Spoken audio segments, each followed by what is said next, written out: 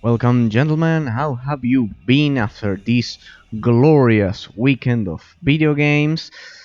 Here we are to continue with our analysis and showcase for Space Siege, the successor, the true spiritual successor for Dungeon Siege 2. Developed by Gas Power Games, as I always remind you, contrary to Dungeon Siege 3, which was developed by Obsidian after a lot of years in 2012.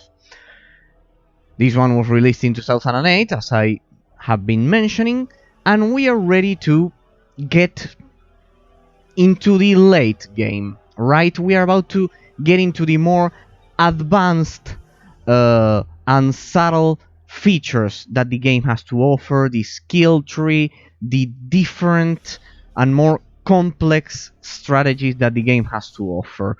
On Friday, just as a quick recap, we could complete the engineering skill tree build, which awarded us a 75% critical chance upgrade, right? For I think it was for 8 seconds, which coupled with a lot of other talents allowed us to create a very powerful build. Now I'm going for the 50% damage reduction increase, right? So just so you have a bit of context as where we are currently. In the weekend, I played a bit of the Tomb Raider Anniversary on the PlayStation Portable.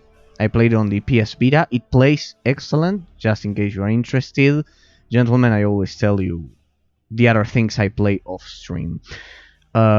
Quite excellent. The Tomb Raider Anniversary collection on the PlayStation Vita. It plays at 60 FPS in most scenarios, while in others it's simply 30 FPS. But excellent, an excellent port and also an excellent game. That's for sure. Another thing, gentlemen. Since first of all, first of all, I wanted to once again thank to each one of the subscribers of the channel, by Smithy, who reminded me something that I'm going to show you right now, which is that I've finished the, let's say, the follow message animation with sounds that I'm going to show to all of you right now. Also, Prixer Paraworld was incredible. I tried it. I hope it worked for you as well. It's with that mod that I found on that German forum, if I remember correctly. Yeah, it was a German forum. Quite an excellent game. Thanks again for your recommendation. An excellent real-time strategy game. Also, Caging98 when I was playing Battle Realms Winter of the Wolf, yeah, as well. All of you, Carl Martin, when you told me about Lords of EverQuest, each one of you, all of you, I'm deeply thankful to each one of you. And since I'm deeply thankful, and well, at least if even for some specific periods of time or some hours out of my out of all of the time I've been streaming, which are the previous 4 months, in which I've been swarmed mostly by the bigfollows.com bots, the ones that I've insulted in previous videos that are kind of like harassing me. It's nice to actually meet and learn from all of you. And so I prepared something which I'm sure that you're all going to enjoy, because on Friday, when the 6th follower of the channel by Smithy followed the channel, I didn't read his follow. The same happened to me with Keiichi, And the same happened to me with the first follower with Juden, and as well as uh,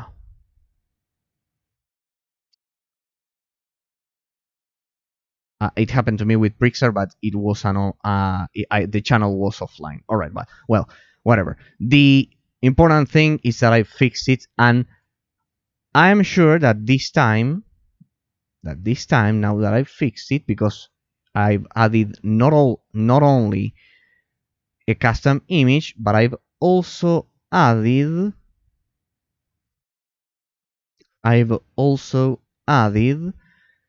kind of like um, the sound for it. Here you have an example like this. I think it's working now. So since I usually use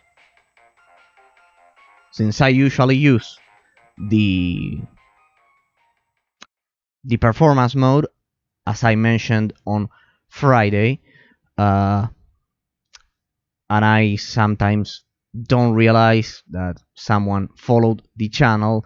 I don't want to kind of like be late, and by the time the person probably has already followed the channel like 20 minutes ago. And I usually used to thank them like 20 minutes late or something. So hopefully, gentlemen, I hope it works. This is like um, this is the follow message, but it's not only an image, but it also has sound. I added the sound. So as you can see, even someone like me can improve, I guess. Well, all right, all right. With that out of the way, thanks to each one of you. Each one of you, you truly encourage me to continue showcasing all of these forgotten gems as I mentioned on Friday. All right. Oh, and for the bots, for the bots of bigfollows.com, please stop coming to my stream. I'm not interested in all of those things. I'm not interested in follow for follow. I'm not interested in any of those things. I'm here to analyze video games, these old gems that have been sadly forgotten, and share them with all of the people that are interested in learning and exploring and that are curious about all of these gems. So I would thank, no, I wouldn't thank, I would tell the guys over at bigfollows.com to, yeah, basically to, I don't want to get banned by Twitch, but yeah, fuck yourselves.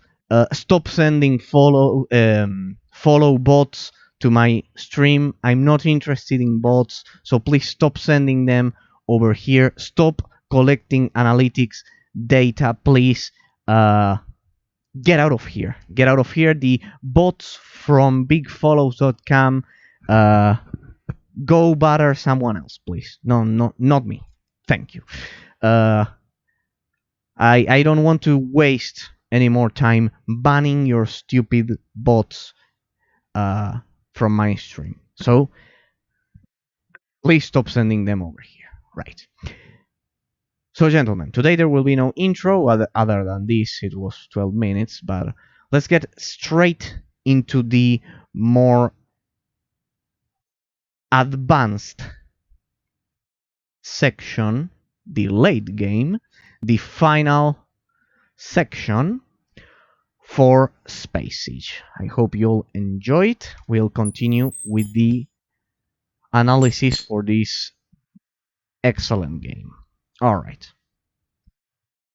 As I always say, gentlemen, if you have any questions, any doubts about the gameplay or anything, don't hesitate to ask them. Don't be shy. Feel free to comment. All of those things. I truly believe in freedom of speech, contrary to what most censorship uh,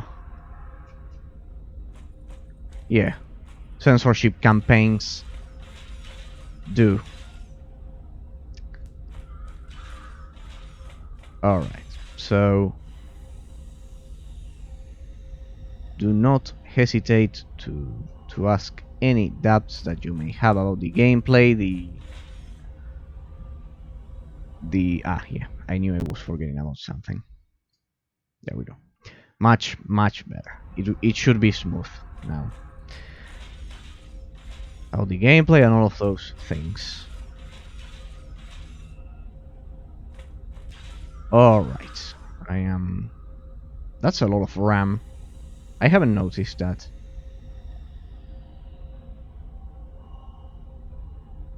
I certainly hadn't noticed that previously. That's almost 12 gigs of RAM. It's a game from 2008, remember, so... Interesting. 12 gigs of RAM. One thing's for sure, that I mentioned countless times, the physics engine for this game was kind of like... I mentioned this on Friday, and I always mention it, but... it's always nice to remember that I had to install a specific physics engine of the fixed NVIDIA engine for this to work. So, yeah, pretty much oh, look at that. Pretty much the physics are kind of like tied to the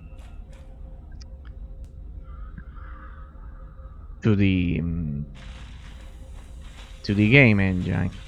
Like, they can only work if you use that specific NVIDIA fix engine. Now, let's see here. Where were we on Friday? Yeah, I remember this. We finished the skill tree, and now we are kind of like outside of the ship. Alright, so there was a short cinematic, and we are outside the ship fighting the cybernetically enhanced Krelak, right? Our protagonist, Seth Walker, just changed his outfit. Oh, look at that, how interesting. See how they float, just as if... See how they float. Damn, that's a lot of attention to detail. So now that supposedly we are outside the ship,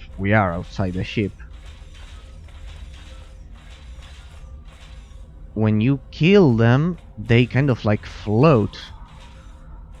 Nice, they kind of like levitate. Install the brain, Seth. We're in the middle of a war we have to win. Damn. That guy's putting a lot of pressure on us to install the cybernetic parts, but remember, gentlemen, if we do that, we'll be locked. Give me a second. We'll be locked out from the inspiration and the discipline talents. I think that sorry by Smithy, I think I didn't explain it clearly on Friday. If you drop your humanity below 90, you are locked out from this talent.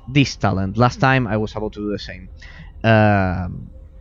You are locked out from this talent, from the inspiration and the discipline talent, not all of these. You are locked out from all of these if you don't install all of the parts, all of the cybernetic parts.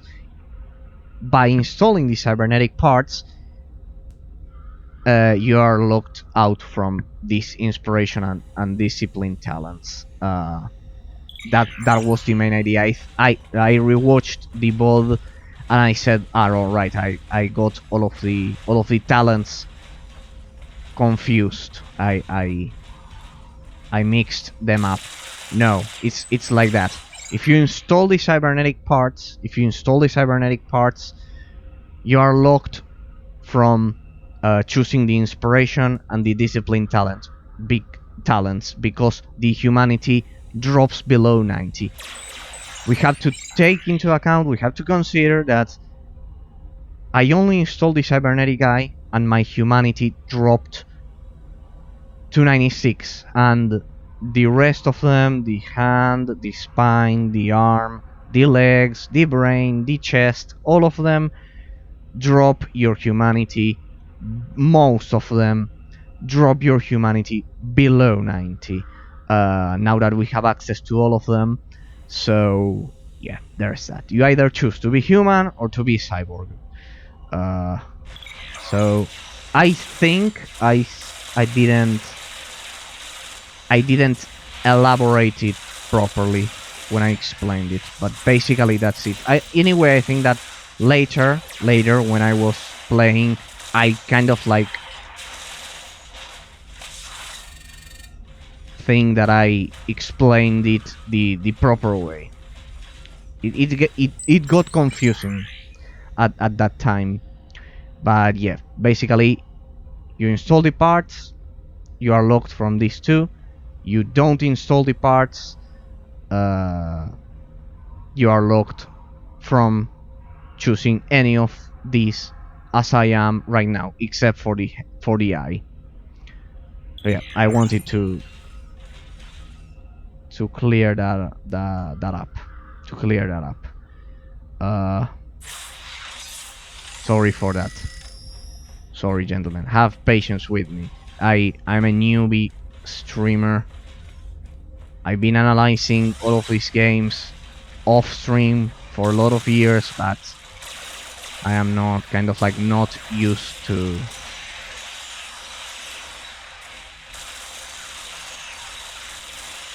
explain them, all of these features live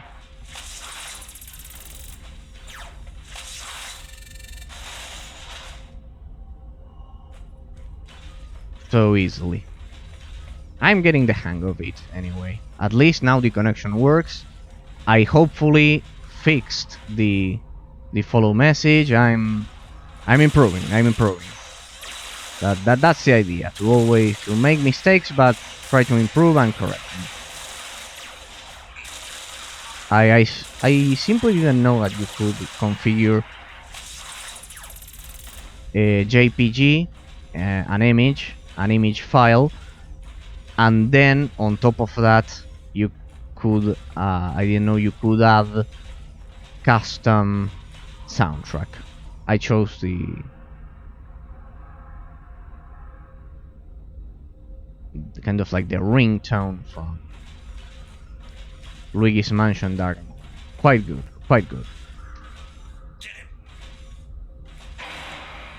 Oh, look at that. Look at the attention to detail, gentlemen. All of these stars. This is quite impressive for 2008, if you ask me. Wow. There's like a star over there, a sun. Well, actually, the sun is a star, but...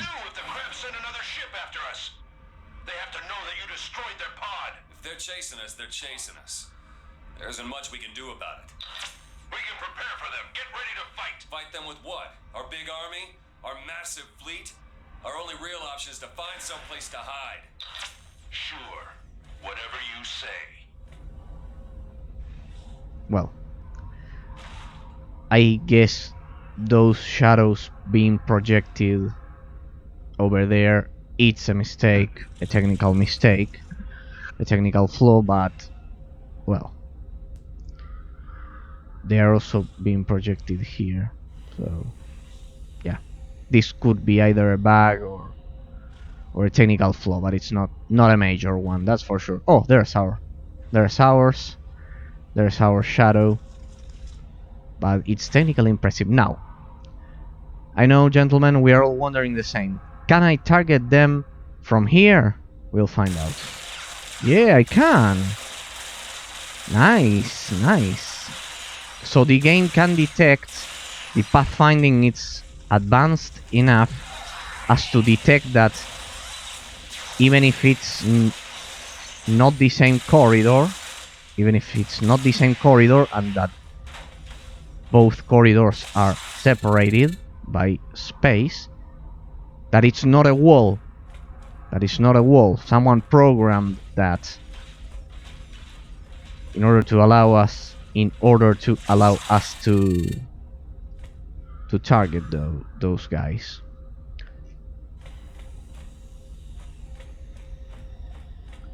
Also, I love how they float and I love how they float when I kill them, because it's kind of like realistic. Consider that, again, gentlemen, I know I've repeated this so many times, but the game was developed and released in 2008. It's pretty impressive.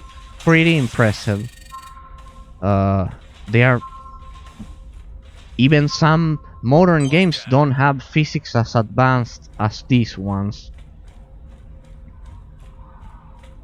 So yeah, if you take all of those facts into account, this game is quite impressive. Technically, it's absolutely gorgeous and impressive.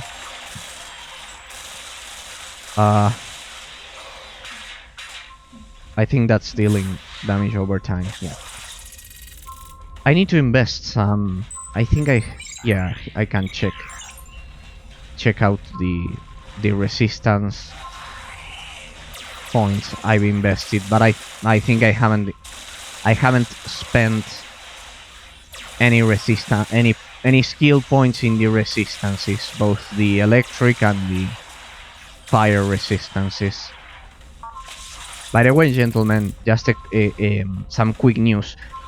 We'll resume the real-time strategy Pillars of the Genre series, in which we will showcase the Lizard Folk campaign. I don't want this to be Armies of Exego Part 2, in which I played the Beasts campaign kind of like 2 months after the Human and the Fallen campaigns. No, we'll play the Lizard Folk campaign as soon as I finish the showcase and analysis for Space Siege, right? So that way I'll kind of like remember more or less what to do. Oh, look at that. More or less what to do, and I'll not be a complete amateur when I reach the final missions, which usually are the most difficult, right? But I needed to showcase this game because, as I've been telling you, I simply didn't know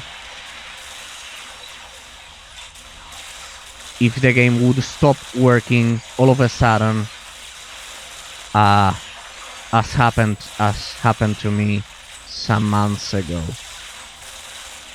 So I wanted to thoroughly explore this game and showcase it for all of you guys. Well, at least it was useful for one person, so that's the point. That's the point, gentlemen, to showcase and explore all of these games, so people can either remember when they were released, or get to try them, because they are quite good. You've seen it, gentlemen. The game's quite solid, the gameplay is solid, the decisions the developers took with this game are perfectly respectable. The gameplay is smooth, the pathfinding, the interesting feature that there are no classes, but you kind of like make your own class while playing this game. So yeah, I'm happy that I have been able to showcase it, because of all of the technical difficulties that it sadly involves, because I know firsthand that it's not easy to make this game run in modern PCs. That's why I also wanted to showcase it. So great, great, great.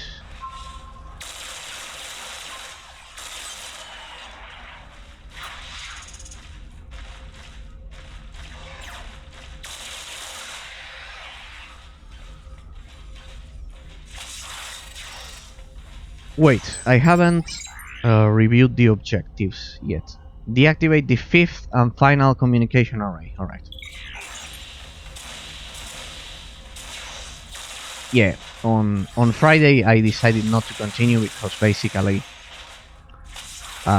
we were kind of like changing the section of the ship that we were exploring, and I said, well,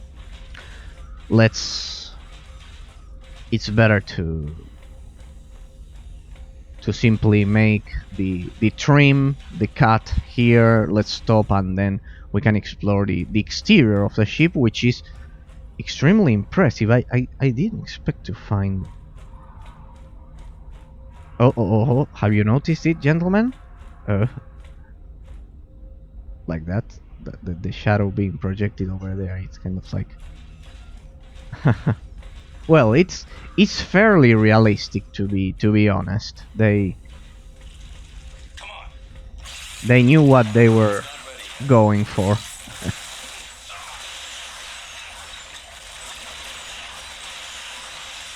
Let's go for some area of effect. I placed a sentry gun. Sorry, gun sentry. The gun sentry. Yeah, you see. There's always room for improvements, gentlemen. There's always room for improvement, both for this stream and for my English. That's for sure. Force beam rifle 3. Wait. Alright, I can't. I hope I've installed the napalm gun upgrade number 3, because that's the one I was going for. I think we did it on Friday, right? Yeah, I think so.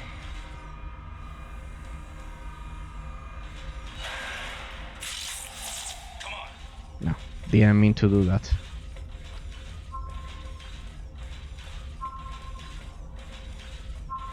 One thing I would add to the game that I've been thinking about during the weekend, it's a minimap over here, a rotating minimap. That's the last one. Is the signal still transmitting? Frank? Guys? Someone answer me. Walker! Help us! Oh no. They are being attacked again. This is getting repetitive, that's for sure. Last time I think they were attacked. Yeah, they were attacked. So it's getting old, let's say. It's certainly getting old. Increases fire damage from fire, electrical weapons and attacks by 5%. Alright, that could benefit the use of the fire clip ability. We would get a benefit from that. We can improve the deadly strike damage. Damage caused by melee abilities increased by 5%.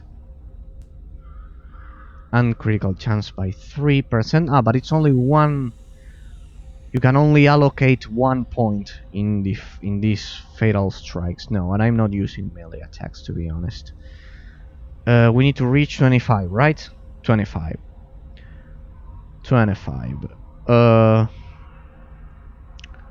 Magnifies damage inflicted by fan shot. Yeah, we're not using that much as well.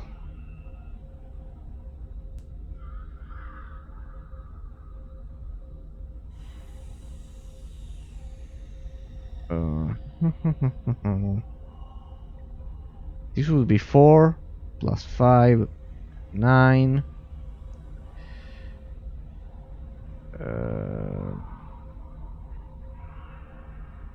they wouldn't have access to this one. Yeah, I have kind of like no choice, right? If I want to access the 50% damage reduction. Huh.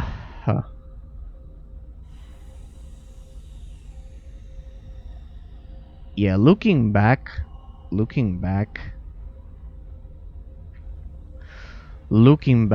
I should have gone for the cybernetic hand instead of the eye, because of this battle rush ability. That's a mistake. That was a mistake. Now what's done is done. I cannot uninstall the eye, but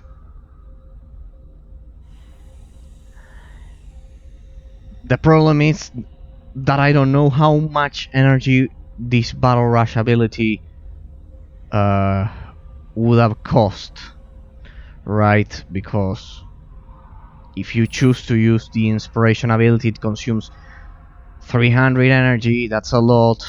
Then the shield consumes 150 energy, and those are kind of like mandatory for my strategy.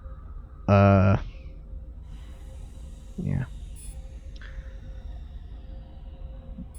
Alright, so I'll need to get used to employ to use the fire clip ability much more. That will increase its damage by 20%. Alright. But yeah, if anyone is willing to give the game a try by themselves, I highly suggest that if you are restraining yourself from installing all of the cybernetic upgrades, which will make a quite OP build, go for the cybernetic hand and go for the battle rush ability. But well, Get back here. what are you going to do, gentlemen? What are you going to do? Let's see here. Alright, our refugee camp, it's been attacked. I can't say I didn't expect this, but well. Gina? Frank? They're gone, Seth. I turned them over to Pilot. Oh. We've been friends a long time. You've always stood by me when things got tough. Always had my back. And I'm asking you, as a friend, to stand by me one more time. You can't be serious. You don't know what I've gone through. I sat there and I thought about how I was a soldier who couldn't fight. How those aliens wouldn't stop until we're all dead. And you know what I realized? That we were wrong. Dead wrong. We don't stand a chance against the Kerak. Never have. Unless we do something drastic. Like surrender to Pilot. Not surrender. Embrace. These legs, they're just the beginning. Pilot is building me an entirely new body. Something your buddy DeSoto said wasn't possible. And then I'll get my pound of flesh for what those bastards did to me. The aliens are finished, Jake. There are only a few stragglers left. Don't be stupid. They'll never be gone. And that's why this has to happen. To make sure that when they show up again, we'll be ready for them.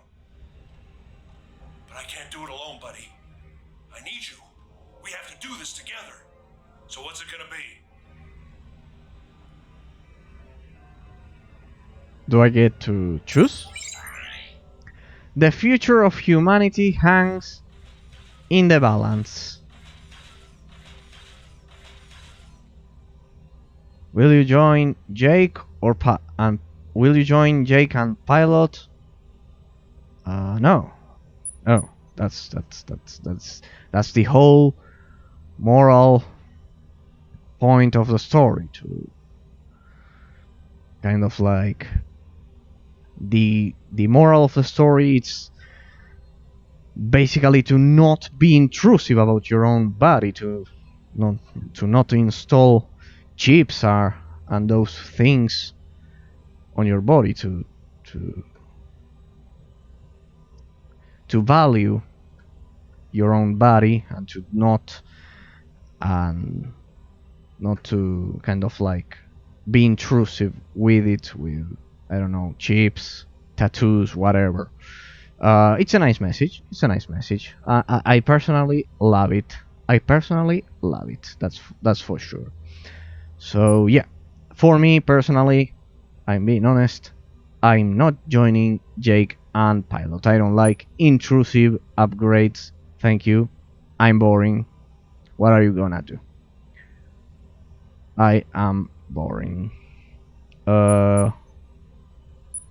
Insane. After all of this, there's no way I'd ever go along with Pilot. I'm really sorry to hear you say that. I thought I could count on you. Where are the others? Pilot has him. Probably outfitting him with some shiny cybernetics as we speak. You'll pay for this, Jake. I swear it. Look, we can slug it out right now, or you can try and rescue your friends. It makes no difference to me. Either way, you fail. I'll deal with you later.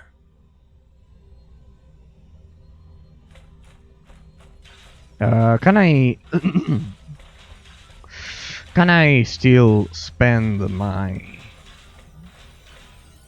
my skill points? No, not my skill points. My parts. I have kind of like, yeah, I have 3,618 parts.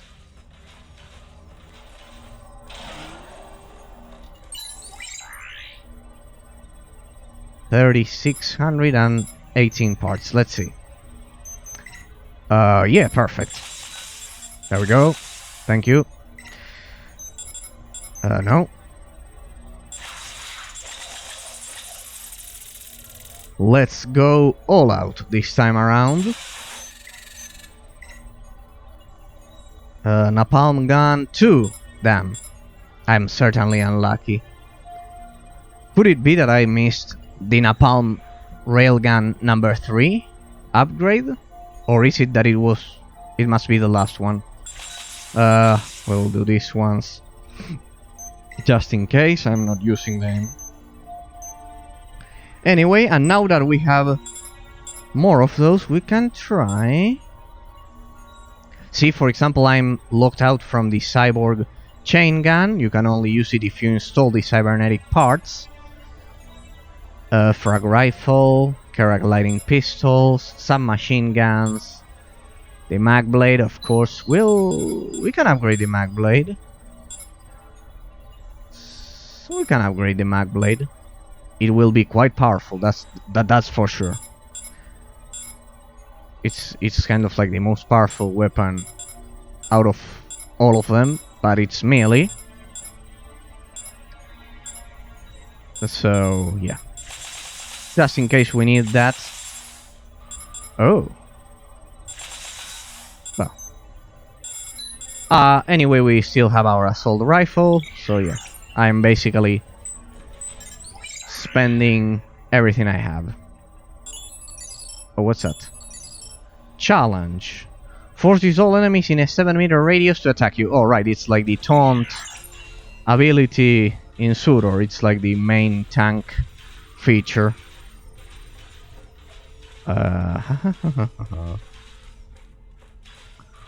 Alright, so yeah, I should have, looking back, I should have probably gone for the battle rush. Damn.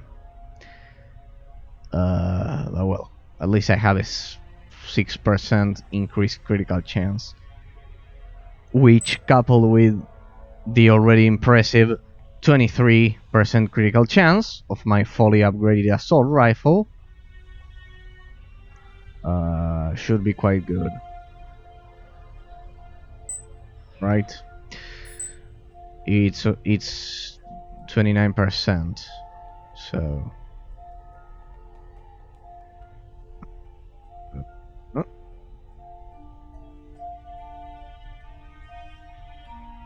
improved sentries, all damage inflicted increased by 6%. Yeah, basically, if you go the cyborg way, you are an OP killing machine. And since the game was easy enough like this, due to the lack of a difficulty slider, yeah, I thought it wouldn't have been fun or a challenge at all if I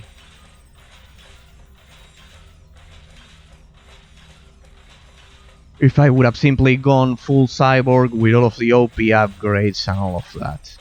So yeah. Besides, I'm quite sure that it will somehow affect the ending, because, well, you can choose. At least I could choose what to do right now. I don't know if I would have been given a choice at this point if my humanity was below 90%, or I don't know how it will affect the rest of the decisions. But yeah, there are decisions. This one was the only decision basically for now. But yeah, great.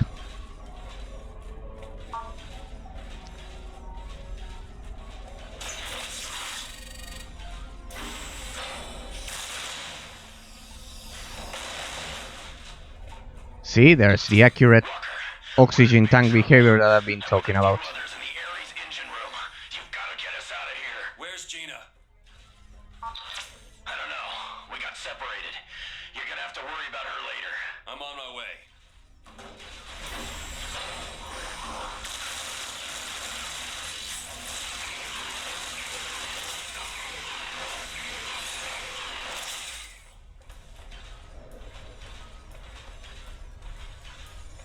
There is only one way to save humanity, Seth.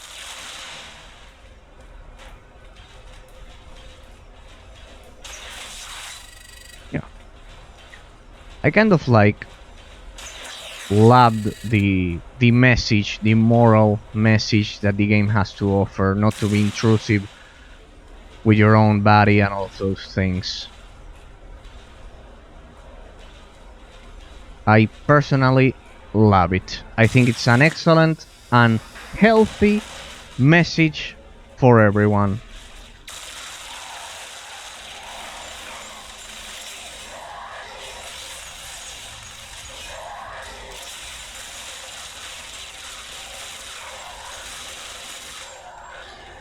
One thing I've been thinking about, due to that message in fact, it's that the game is perfect for little kids as well.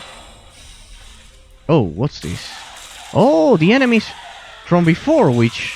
how are they called? Wait, assassin, well, that's kind of like not a very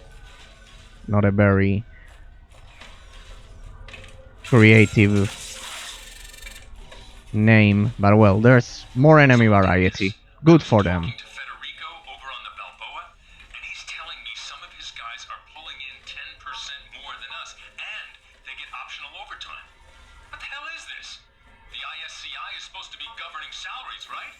If they're gonna start playing favorites, then I want to transfer. I need that extra money.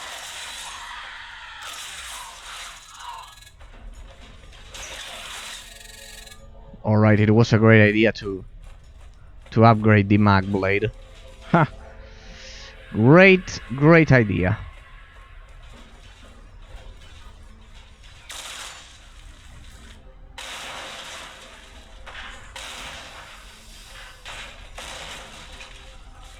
Alright. What was I saying? Yeah, I was saying that the game has an excellent message for little kids. I would certainly recommend this game to parents and their kids, because while there are some let's say suggestive insults, they are not kind of like bad words or something strong.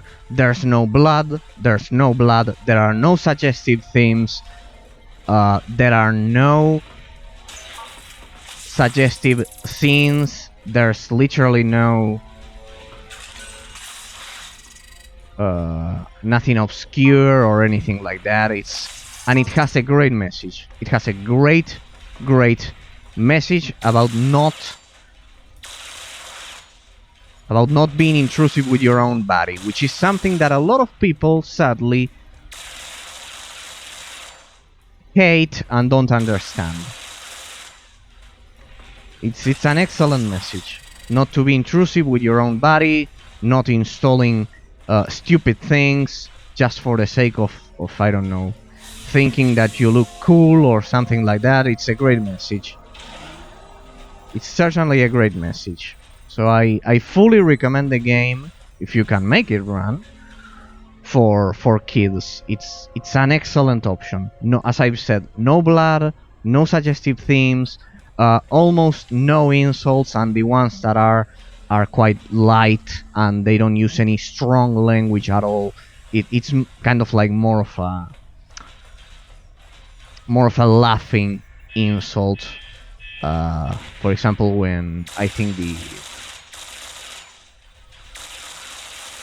I don't know if it was, yeah, it was Jake that said kind of like 2 days ago something like pansies or something like that. It's besides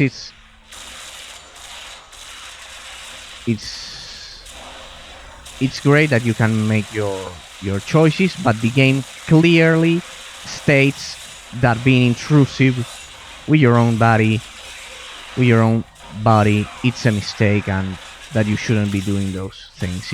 It's clearly stated that it's not the proper way to do things, right? So yeah, excellent.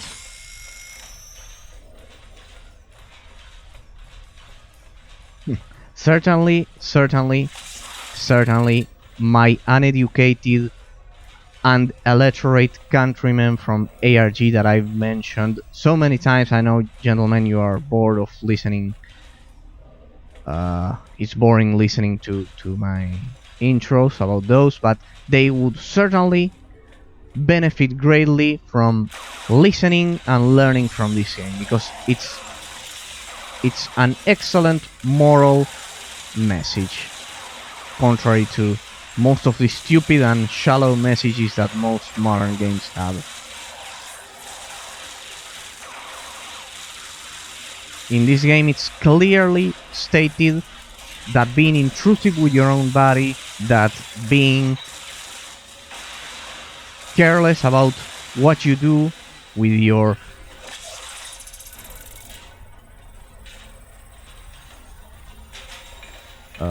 decisions about your own body, it's quite important, and that you should value your nature, your human nature, being a human being, and all of those things, and not being intrusive, getting tattoos on your face or piercings or whatever. It's a great message. I personally love it. Oh yeah, the game certainly hits all of the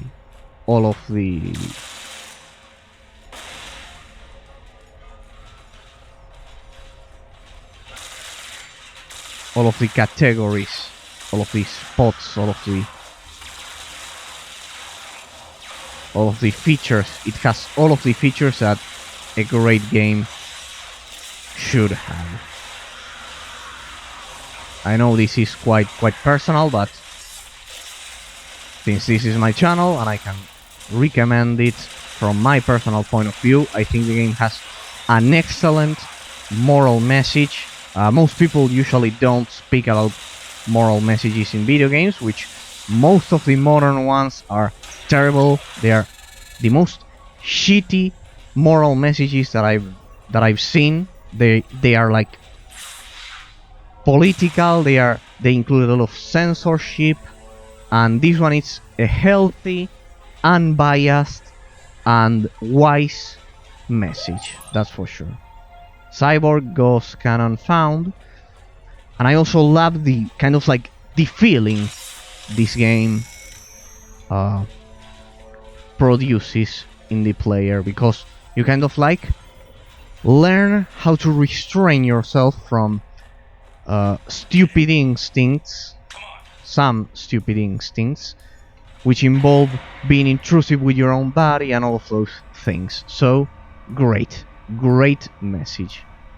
You can choose it, but the game clearly and objectively states that it's wrong. So, perfect. perfect that it has among all of the modern moral relativism that we see nowadays. It's certainly happy. I'm happy, and it's certainly a miracle to find a game like this one with such an interesting message. And I think it's a much more important message than most of the modern ones. That's for sure. I love how most game journalists don't talk about all of those things. They are way too coward. They are certainly cowards, sadly. But well. Excellent message. Alright, the enemy variety certainly improved, gentlemen. Alright. The game is certainly getting better and better as we progress. I think we can say that this is kind of like the late game, the end game, whatever. It's the final. These are the final stages of the game, I believe. Mostly the plot. The plot has been mostly developed by this point. It's almost. We're almost at the end of it. Basically, everyone has shown his true colors. Jake showed his true colors at this point. It was unexpected. I didn't expect it, to be honest. But great.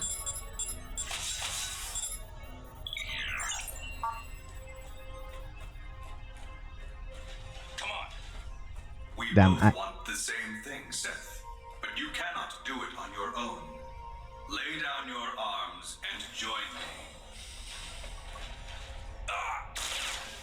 I'll never join you. I am Luke Skywalker. Sorry, had to do it. It was kind of like the same situation. Let's use the... That was only a second of critical chance increase. Of the critical chance increase talent. The discipline talent. Oh, what's this? Is this the objective? No. Not at all. Ah, right. There's radiation in this room. There's like toxic gases.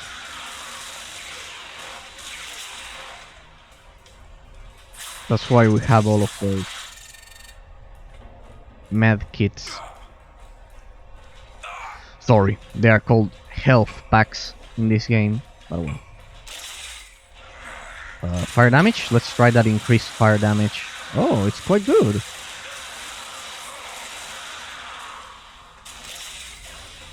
Alright, let's get out of this room as fast as we can. There we go.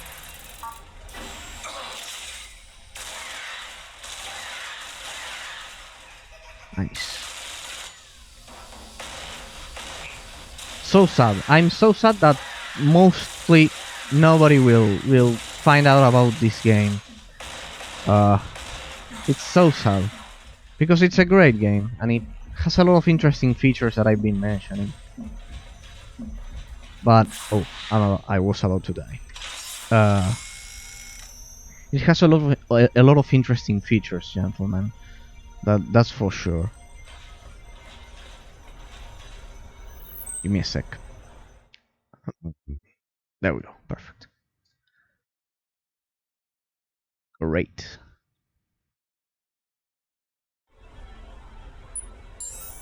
The connection is working smoothly now that apparently my ISP fixed the problem. There was a problem on some blocks from here in the zone.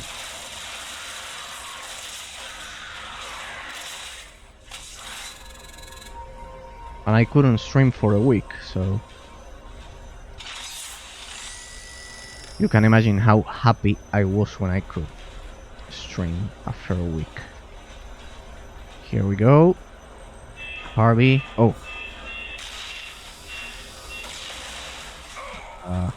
We can fix that, I guess. I need to remember to pull out to pull up the shield. Pull out the shield when those. Also, one thing I've noticed is that the save points are kind of like perfectly placed. If you ask me, gentlemen, like they perfectly measured exactly where to place them, and it's kind of like they knew when you needed one of them.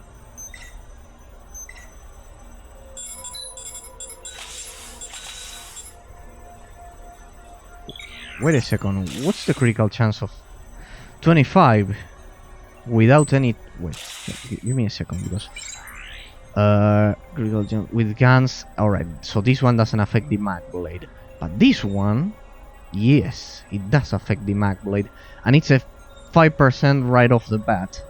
Without investing 3 talents or anything like that, so... Great.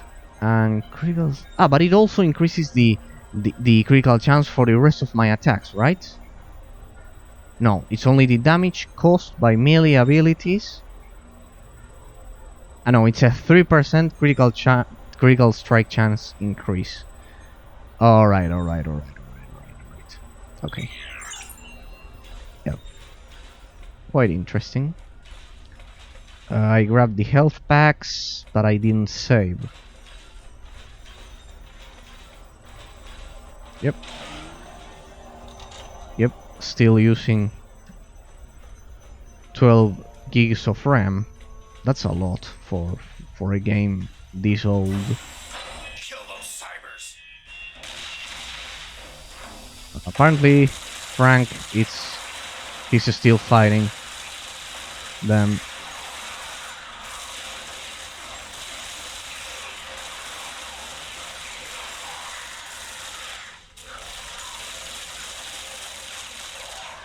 It's not ready yet. Come on, I need the talents for the inspiration ability. Was it the inspiration or the discipline? No, it was the discipline, sorry. This one was the inspiration. I need 25 points to raise the damage reduction by 50%. That's locked, so Everyone head back yeah, to the 2. CD. Thanks, Walker. Yeah. Seth, some of us are in the next engine room. They've got us trapped in here. I'll get there as soon as I can. Oh, so that means this one's not Gina. It's the same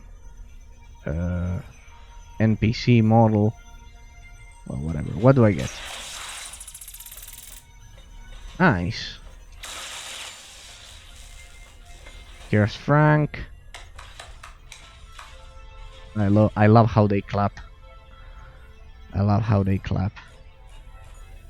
Oh, they disappeared. Well, I guess they are free.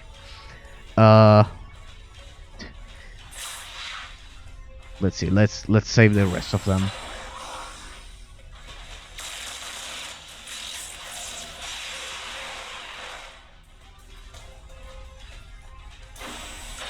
Yeah, imagine, gentlemen, that...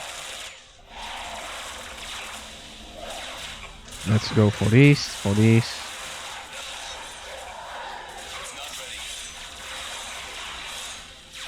Oh, look at that.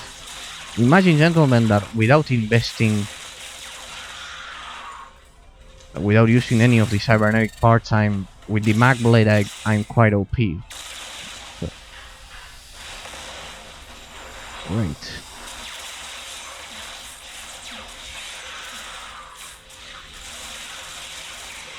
Let's go for some turrets, fire damage. Repair yourself, Harvey. There you go.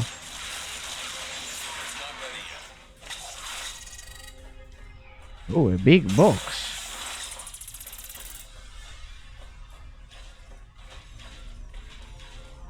Yeah, I'm basically just using like the standard abilities.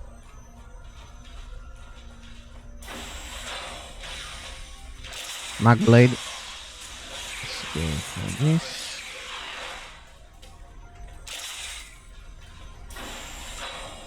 Grenade. They are all grouped so tightly.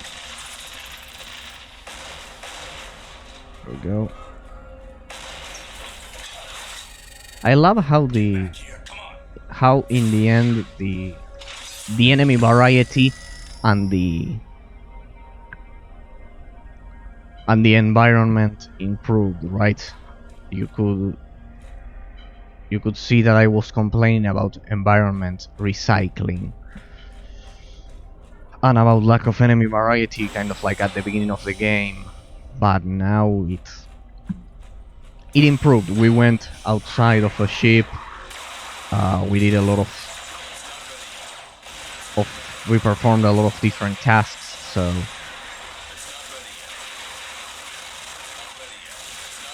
I can no longer. My opinion has changed.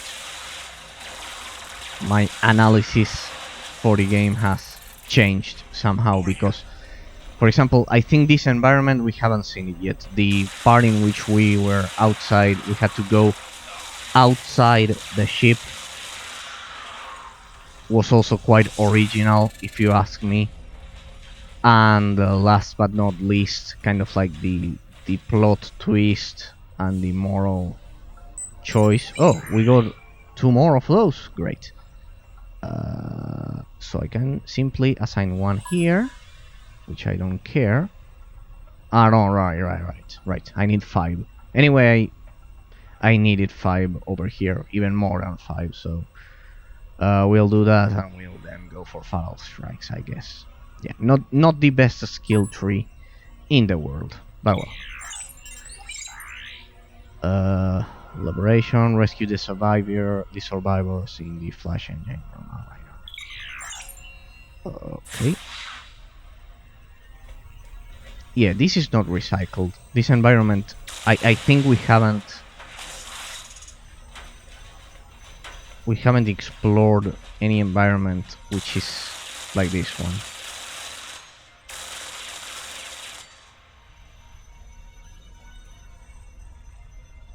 I can destroy that.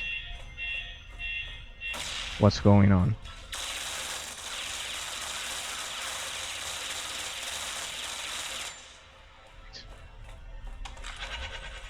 Ah, wait, they don't trigger if you go.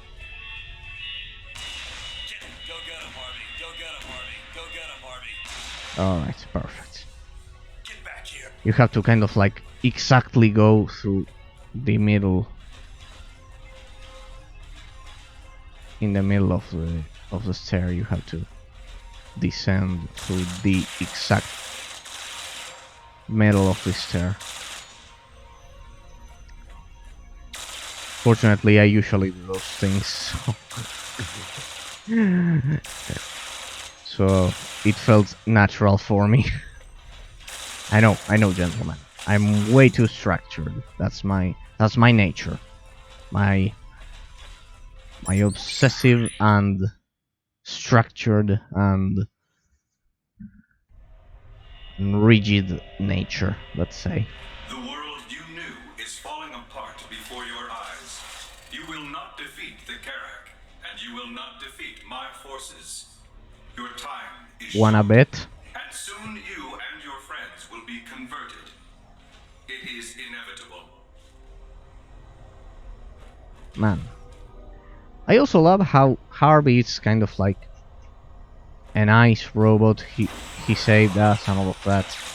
So also the game takes the time to, even if the true moral of the story in this game is not to be intrusive with your own body, it shows you that, for example, Harvey is kind of like a good robot, not evil at all. So it's also excellent because it doesn't generalize. It also doesn't generalize different types of creatures, let's say. which is something that is quite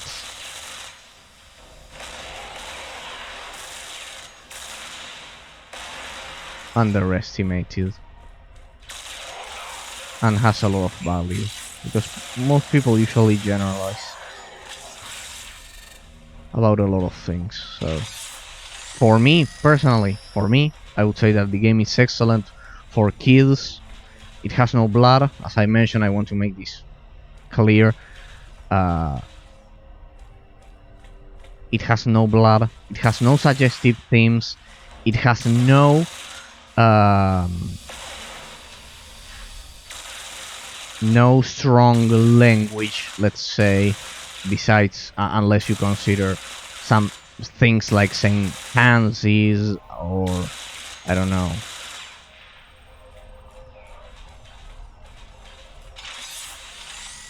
But besides, they are said by military personnel, so you kind of like assume they are tough people that have been trained to be tough and all of those things, that they are not like most of us.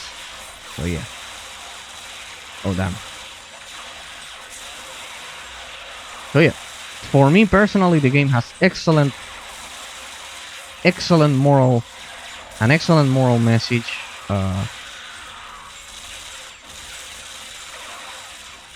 So yeah.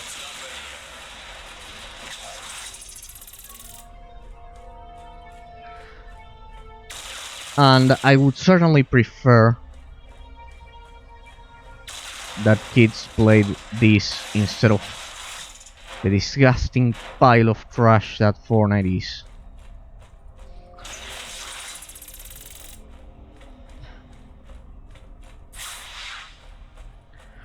Man, if you compare this to Fortnite, there's no... You cannot even begin to compare. There's no point of comparison. Fortnite is a pile of crap and this is a work of art. Seth, So he oh! almost got us. Head back to MCD. I'll meet you there later. I think DeSoto is near the Zeus engine room. He's all alone. I'll take care of it. Yeah. We rescued them. Nice. Yes, at some point, gentlemen, I get sick of all of the evil playthroughs that I see on YouTube. That's why I mostly go for the... Oh damn. Those toxic things are certainly...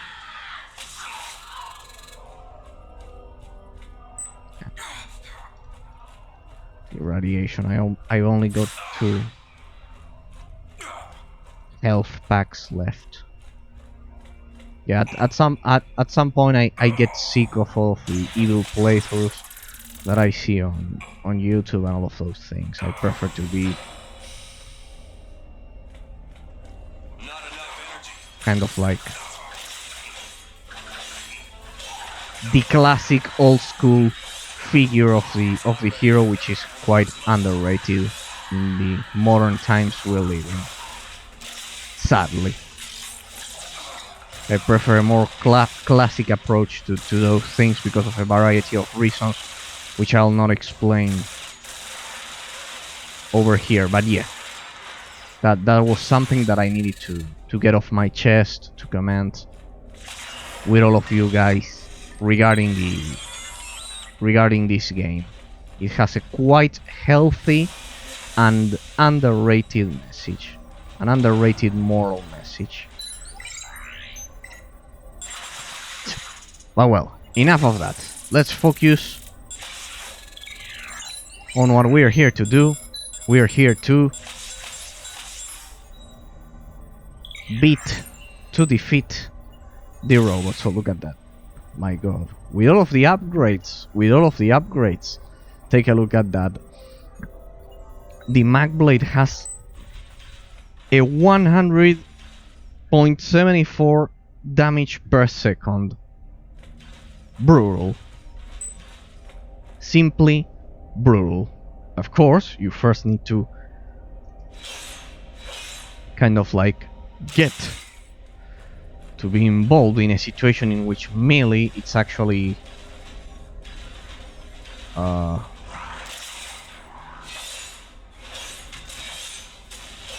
that's not that much.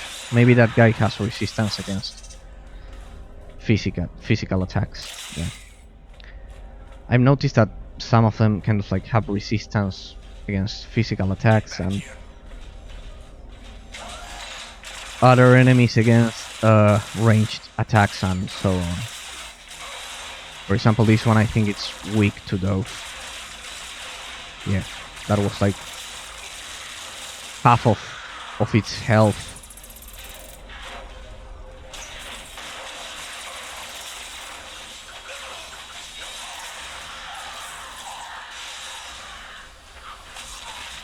I don't know why I threw a grenade.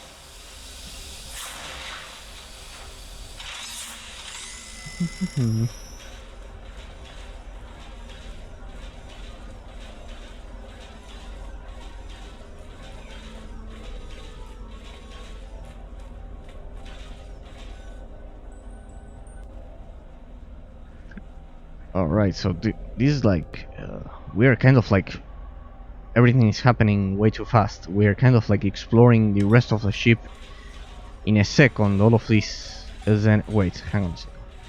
Yeah, kind of like we explored Ares engine room or the ship exterior maintenance. So we only have this one, and this one. Only 3 left, but we kind of like explored 3 or 4 of them in in a matter of minutes. Yeah, it's kind of like getting the game is getting to a premature end, to an abrupt ending. It's getting faster. That's my feeling. That the game is getting faster and faster towards the end of the story. What do we have here? Oh, a health pack. How convenient.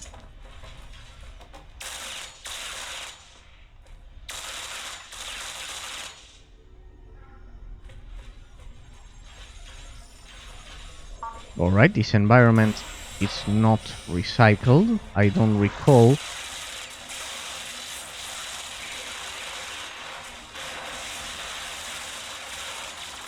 Exploring an environment similar to this one. Well, of course, all of the ship it's kind of like the same, but the corridors are different. The environment it's different. The different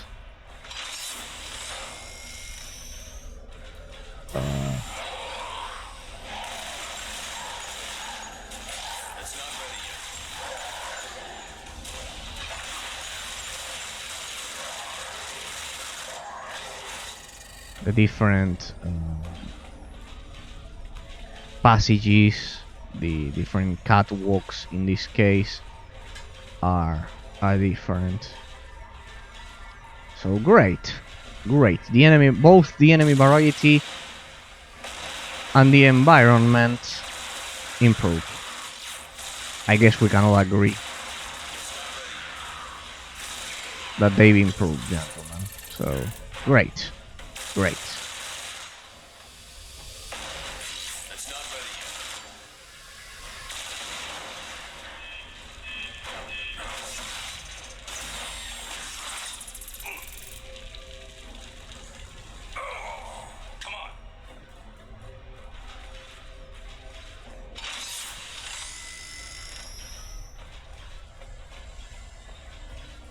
What do we have here? More parts. Nice.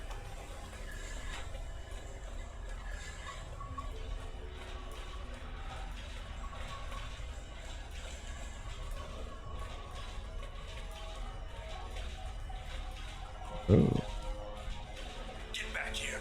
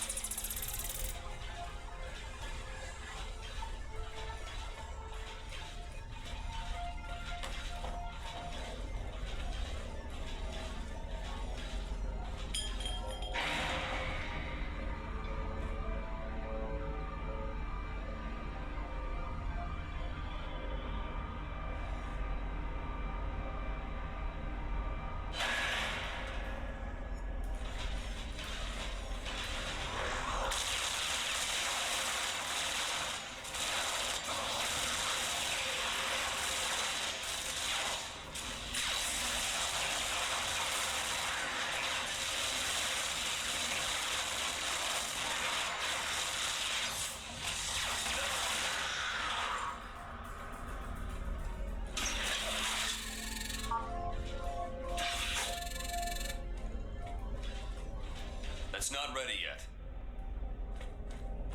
Can we get through here? No. No.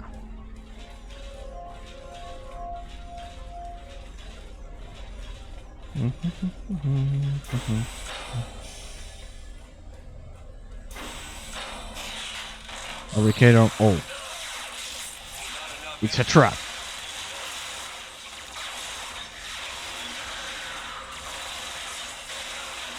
It's not ready yet.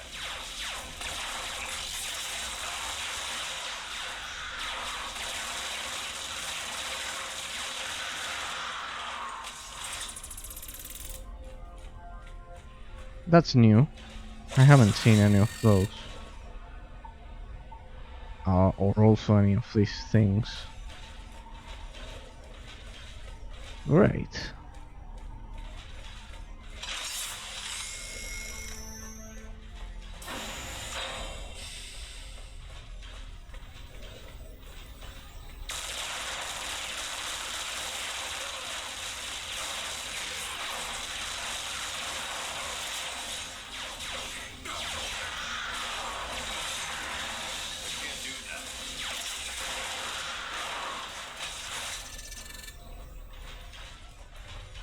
I think that so far we've explored every possible aspect of the game, from ranging from the graphics, the excellent physics engine, to the gameplay, and now even the moral,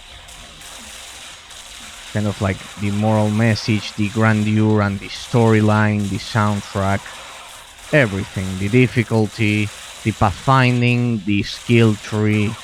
I think that at this point we've explored the whole game. So yeah, we just need to see.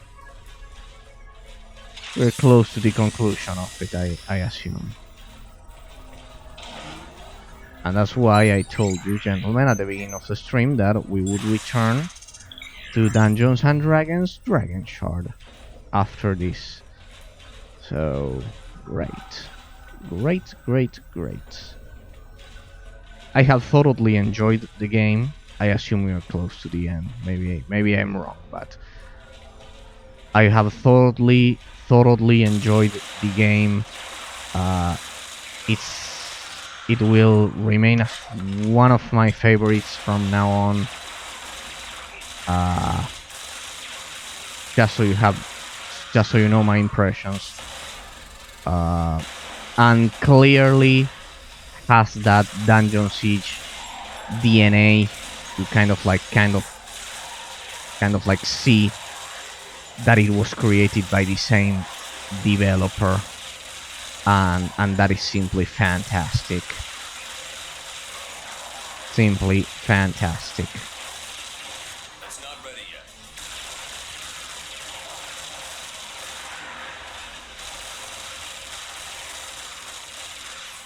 It's not ready yet. Damn. I don't know why Harvey did that. He shouldn't have gone over there. Alright.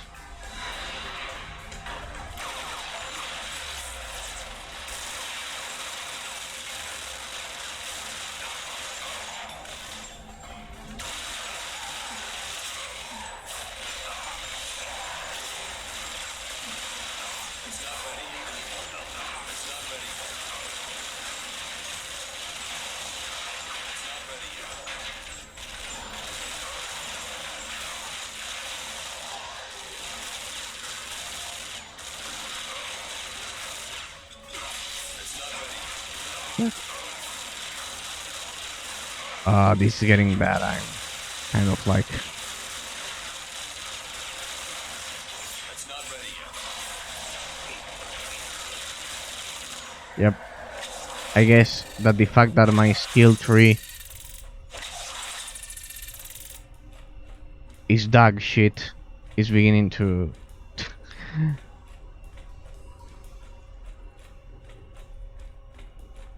to affect my combat prowess, I guess.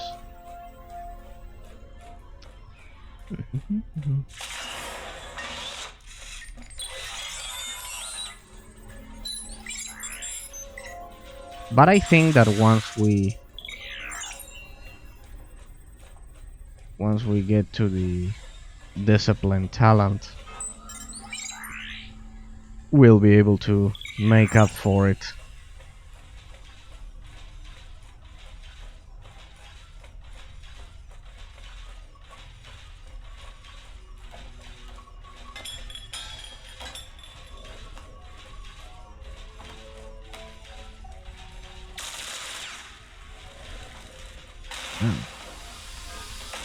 This place just got huge.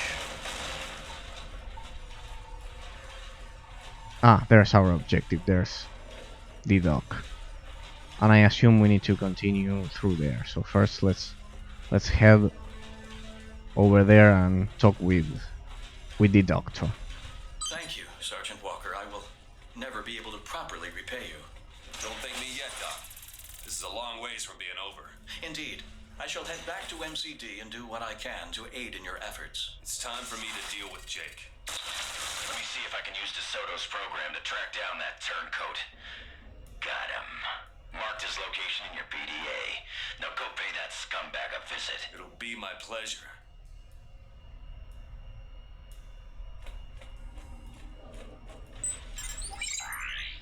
Defeat Jake and shut down Pilot. Right. With the Kerak beaten and Jake's betrayal and Pilot's cyborgs, I guess we can assume we are close to the end of the game.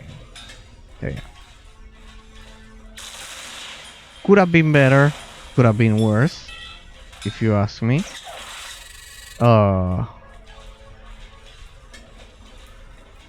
I would have included more bosses and epic fights within the game.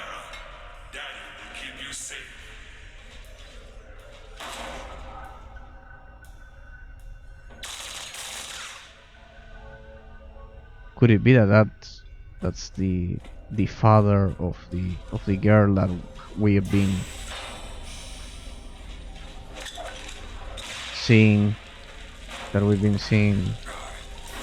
throughout the ship? Would you like to leave? Yes. Shuttle control. And where are we?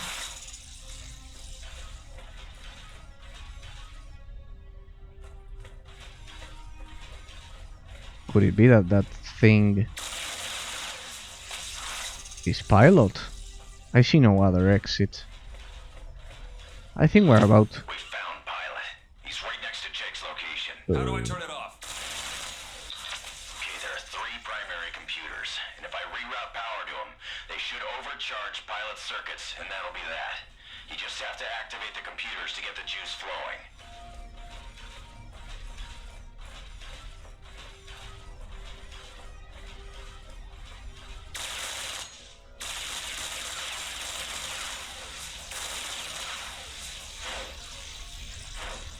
Alright, I guess this is it. I guess I don't get to complete my skill tree, even though I explored every inch of the game.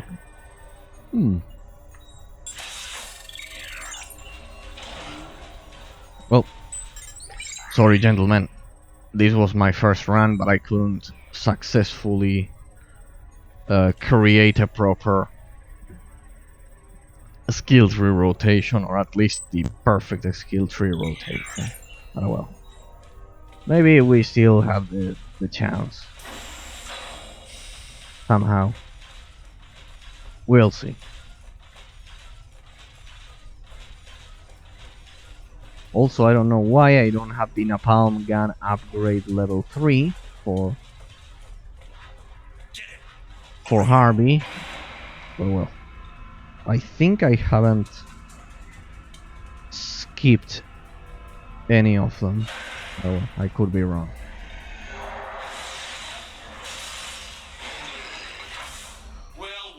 becomes the big hero. Let's just get this over with. Fine with me. It's not ready yet. It's not ready yet.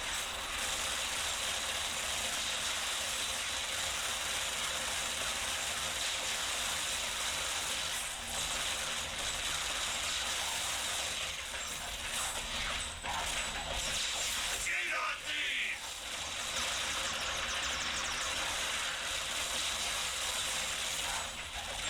It's not ready yet. It's not ready yet. This isn't over, pretty boy. Oh. Not by a long shot. We'll see about it. You want to finish this? Then come get me. All right, stop. We need to get down there. You want to finish this? Then come get me. You've got nowhere else to run, Jake. Take a look around, buddy. This is the last thing you'll ever see. Let's kind of like spread, surround him, and let's go for fire damage. It's not ready yet. Damn. I should have moved Harvey from that position. Me? You're pathetic. It's not ready. Nice try.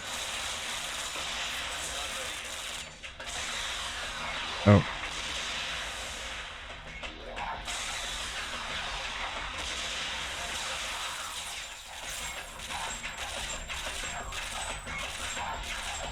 All right. Critical strike chance increases up. There we go.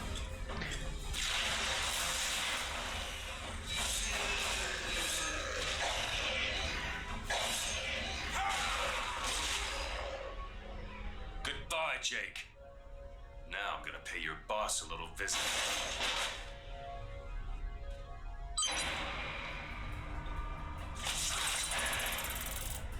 It's time for this to end, pilot. Sergeant Walker, consider the consequences of your actions. If you deactivate me, who will run the ship? We'll Gina? manage. The comms officer? I don't know. The doc? The doc is it's a nice option. But yeah, you could see, gentlemen, that it was an easy fight, even if my skill tree is kind of like flawed. Well, I could argue that in order to get the inspiration talent, which dealt a lot of the damage, I had to keep my humanity above 90, so perfect. Shutdown pilot. Alright. I have no idea where we could possibly... Oh, Over here. there you are. This solves nothing, Sergeant Walker. The Carrack will still be out there, biding their time. You need me to protect you. We can take care of ourselves. Excellent message as well. Excellent message as For well. humanity to survive, I must remain operational. Why are you unable to understand that? We're gonna survive just fine on our own. Another excellent message.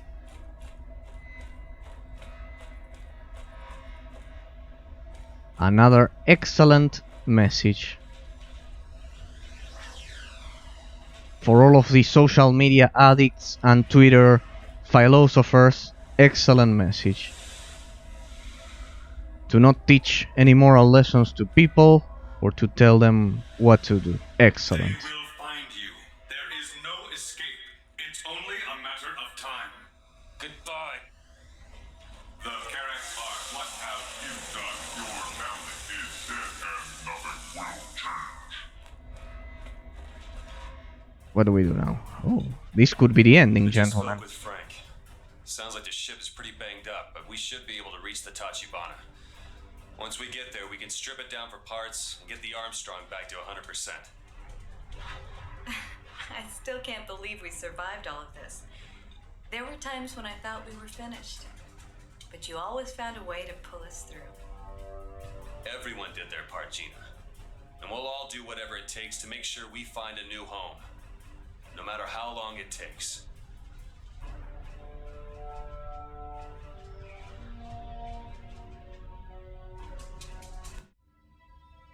Oh. The people around here ask me if it was worth it. Trading away my body for these implants and enhancements. To them I say, what choice did I have? If I hadn't done this, we'd all be dead by now. Or worse. Whether or not my arm is made of flesh and bone isn't important. The fact that we're still alive, that we survived, that's what's important. I'd do it all again tomorrow if I had to.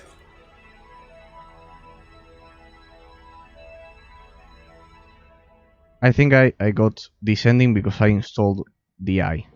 Only the eye. So I guess to get the In best the late ending... 22nd century, mankind took to the stars hoping to colonize new planets. Well, to now. see what wonders the heavens offered. Sorry, but if the credits involve repeating the intro sound... No. Cataract attacked There one we go. morning. Gentlemen, that was pretty premature if you ask me. That was like a sudden ending. But well, this was the ending. I think I didn't get the perfect ending because I installed the eye, right? So there's that. Yeah. Perfect. So gentlemen, we'll proceed right now to the final analysis.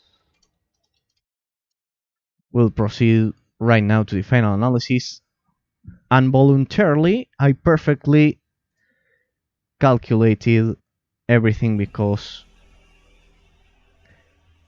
I have more than an hour to bring to you all the final analysis for Space Siege. The final analysis for Space Siege. Get ready. This is my favorite part, gentlemen. This is my favorite part, that's for sure. After 5 days, actually 4 days and 1 hour, we just finished Space Siege. Alright. Let's get to the final analysis. Let me get this over here. Alright, gentlemen. Alright. We'll slowly go through each category. For the analysis. And we'll start with the gameplay. As I mentioned on Friday, when by Smithy asked, the gameplay is slower than most isometric action RPGs. Clearly, Space Siege, it's the true successor to Dungeon Siege 3, in spite of the fact that there are a lot of differences, such as, for example, the fact that you can only control 2 party members instead of 8. It's different from Dungeon Siege 1 and 2 regarding that particular aspect. As I was saying, it's slower. The combat it's slower. It's slower than most isometric action RPG games. It's clearly designed, the combat is clearly designed for ranged combat. It's clearly designed and tailored towards ranged combat using the assault rifle or any other ranged weapon. So I think the Mag Blade was kind of like wasted, a lot of wasted potential. The game has no classes, as I mentioned as well on Friday. You can choose your classic tank, healer, or DPS class, your knight, your mage, or your rogue, or whatever. You kind of like you have to craft your own class. You craft your own class depending on the specific talents that you pick. For those of you who have been watching these streams, you already know that there's an important part of the gameplay, which is the humanity level, which I've been constantly talking about. The humanity level defines your class somehow, because if you drop it below 90, as I mentioned countless times, but just for those of you who skip to the final analysis, know that the humanity level, if you drop it below 90%, you'll be locked out from all of the cybernetically enhanced talents, right? On the other hand, if you drop the humanity level below 90, you'll be locked out from the inspiration and the... See, I made the same mistake twice. From the inspiration and discipline talents, right? The ones that require humanity for them to work. Sorry, it's the other way around. And if you choose to implant all of the cybernetic implants, well, you will have all of your cybernetically enhanced parts. You'll have all of your cybernetically enhanced parts. You'll be able to use specific weapons, but then again, installing them would drop your humanity below 90, and you will be locked out from those two talents that I've been showcasing so much, right? So the choice is yours if you want to be a cyborg, which would be quite OP in this game, or, as I did, kind of like restrain yourself from installing all of the upgrades. But let's focus on the gameplay first. This was part of the gameplay, but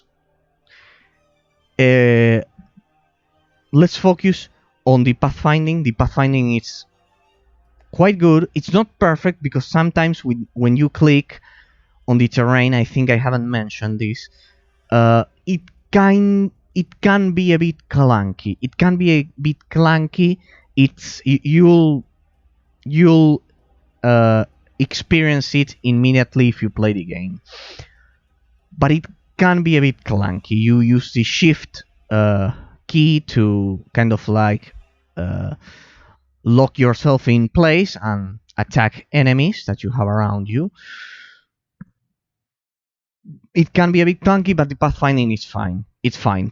Considering that the game was released in 2008, the pathfinding is quite good. Still, I think that the Dungeon Siege pathfinding, the original Dungeon Siege 1 and 2 pathfinding, was a bit better. I think it was a bit better, especially when clicking on the foes, on the enemies, and performing your attacks. So yeah, it's not perfect, the pathfinding, but it's quite good, considering it's from 2008. Right. Another important part of the gameplay, the artificial intelligence of the companion. Harvey, HRB or HR5, is your only companion for the whole game. It's one of the best artificial intelligences I've seen, especially considering, again, that the game is so old.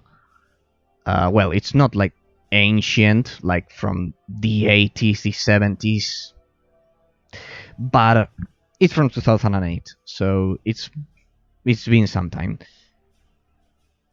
But the artificial intelligence of the companion, it's excellent. You can command him to go exactly wherever you like, to do exactly whatever you like.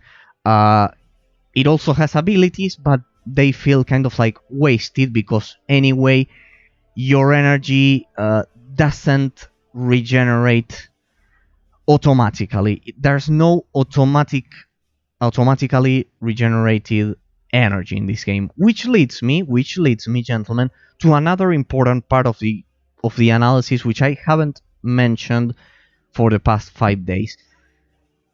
It's a flaw because the let's say the economy of the and the management as well of the energy bar, it's flawed.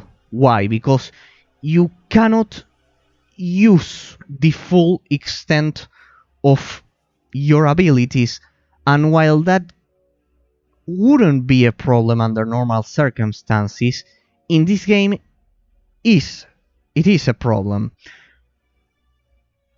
because you cannot create a rotation with your abilities comfortably. Like you have to rely on, well, I try to use grenades, but if you want to rely on drones, for example, or other bombs, they have kind of like long cooldowns, 25 seconds, 30 seconds if you don't invest the proper talents, and all of those things. You can rewatch the gameplay and check it out yourself, gentlemen. Yourselves. Uh, So yeah, I would say the economy and the management of the energy bar, it's a bit flawed. It's a bit flawed because you don't feel free to use all of all of your abilities to their fullest extent and all of the range of abilities that you have and create a rotation, like for example in MMORPG games or other isometric action RPG games, right? So I wanted to criticize that. I would have included automatically regenerated health. One thing, which is also related to this aspect, is that I would have also made the game much, much, much more difficult. The game has no difficulty slider and that clearly affects the gameplay. Why? Well, because the game is way too easy, and it feels like with a proper hard mode, with a proper, I don't know, the permanent death mode or the increased difficulty, it was as simple as increasing the enemy hit points and increasing the damage of their attacks and increasing the amount of enemies you face. I don't know if you can do it during a second run of the game, if you kind of like choose new game a new game now that I've finished it, but I didn't see the option. But yeah, if the game right off the bat, the game doesn't have a difficulty slider, that's terrible. That's a terrible flaw. Alright, so I've explained the problems with the economy and the management of the energy bar. I think there was only one part, the cybernetic spine, which increased regeneration by 5%, and I think that it slowly regenerated the energy, but it wasn't enough. I would have increased the energy regeneration for the game instead of making your attacks refill the energy bar. Anyway, granted, it's quite creative. It was quite creative, flawed but quite creative. And I've explained that the lack of a difficulty slider it's the biggest flaw of the game. Probably the biggest flaw of the game, because it would have made the game much more interesting, much more dynamic, and it would have, at least in my opinion, it would have indirectly indirectly fixed the economy and the management of the energy regeneration bar. Alright. As for the rest, you face a lot of enemy variety. The gameplay with the attacks, it's quite good. The hits feel realistic, they feel solid, the gameplay is solid, and as I've been saying, the overall gameplay, it's solid. It's quite fun, and if you played Dungeon Siege 1 and 2 and you wanted something similar to those games, you should give a try to Space Siege. It's not such a radical change as Dungeon Siege 3, despite, as I always mention, despite the fact that I personally loved Dungeon Siege 3, even if it wasn't designed for mouse and keyboard gameplay. I want to make sure I don't forget about anything. We've covered all of that. The use of the health packs. I knew I was forgetting about something. Excellent use of the health packs. I think I mentioned this briefly, but I love the idea that the health packs are limited. They are limited, and if you simply spam the H, which is the health pack hotkey, you run out of them pretty quickly, right? So great. That's the one aspect I criticized a lot of years ago off stream on my own about Kingdoms of Amalur Reckoning. I hope they fixed it for the Re-Reckoning remaster, that you could spam the health potion without a cooldown, like in Diablo 3, and without having a limited amount of them. You could have infinite healing potions, you could quaff infinite healing potions, and it's great that the limit for the health packs in this game remains at 4 for the whole game. That kind of like balances somehow the easy difficulty for the game. One more thing that I've spotted is that you can also heal your robot, but that has a cooldown, in fact, instead of having a limit of 4 health packs, and that's quite nice. So it kind of like tries to balance the lack of difficulty. That's great.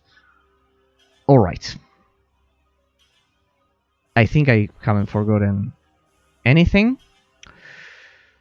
If I forget about something about the gameplay and I remember it, I'll mention it. I talked about the Mag Blade as well. That the Mag Blades, it's a lot of wasted potential, because while it's powerful, you usually don't use it, because the gameplay was designed for ranged combat. But you also have some melee abilities, just like the execution, and they deal a great deal of damage. So they tried to compensate those abilities. They tried. I personally think they failed, because the game is way too easy, but well.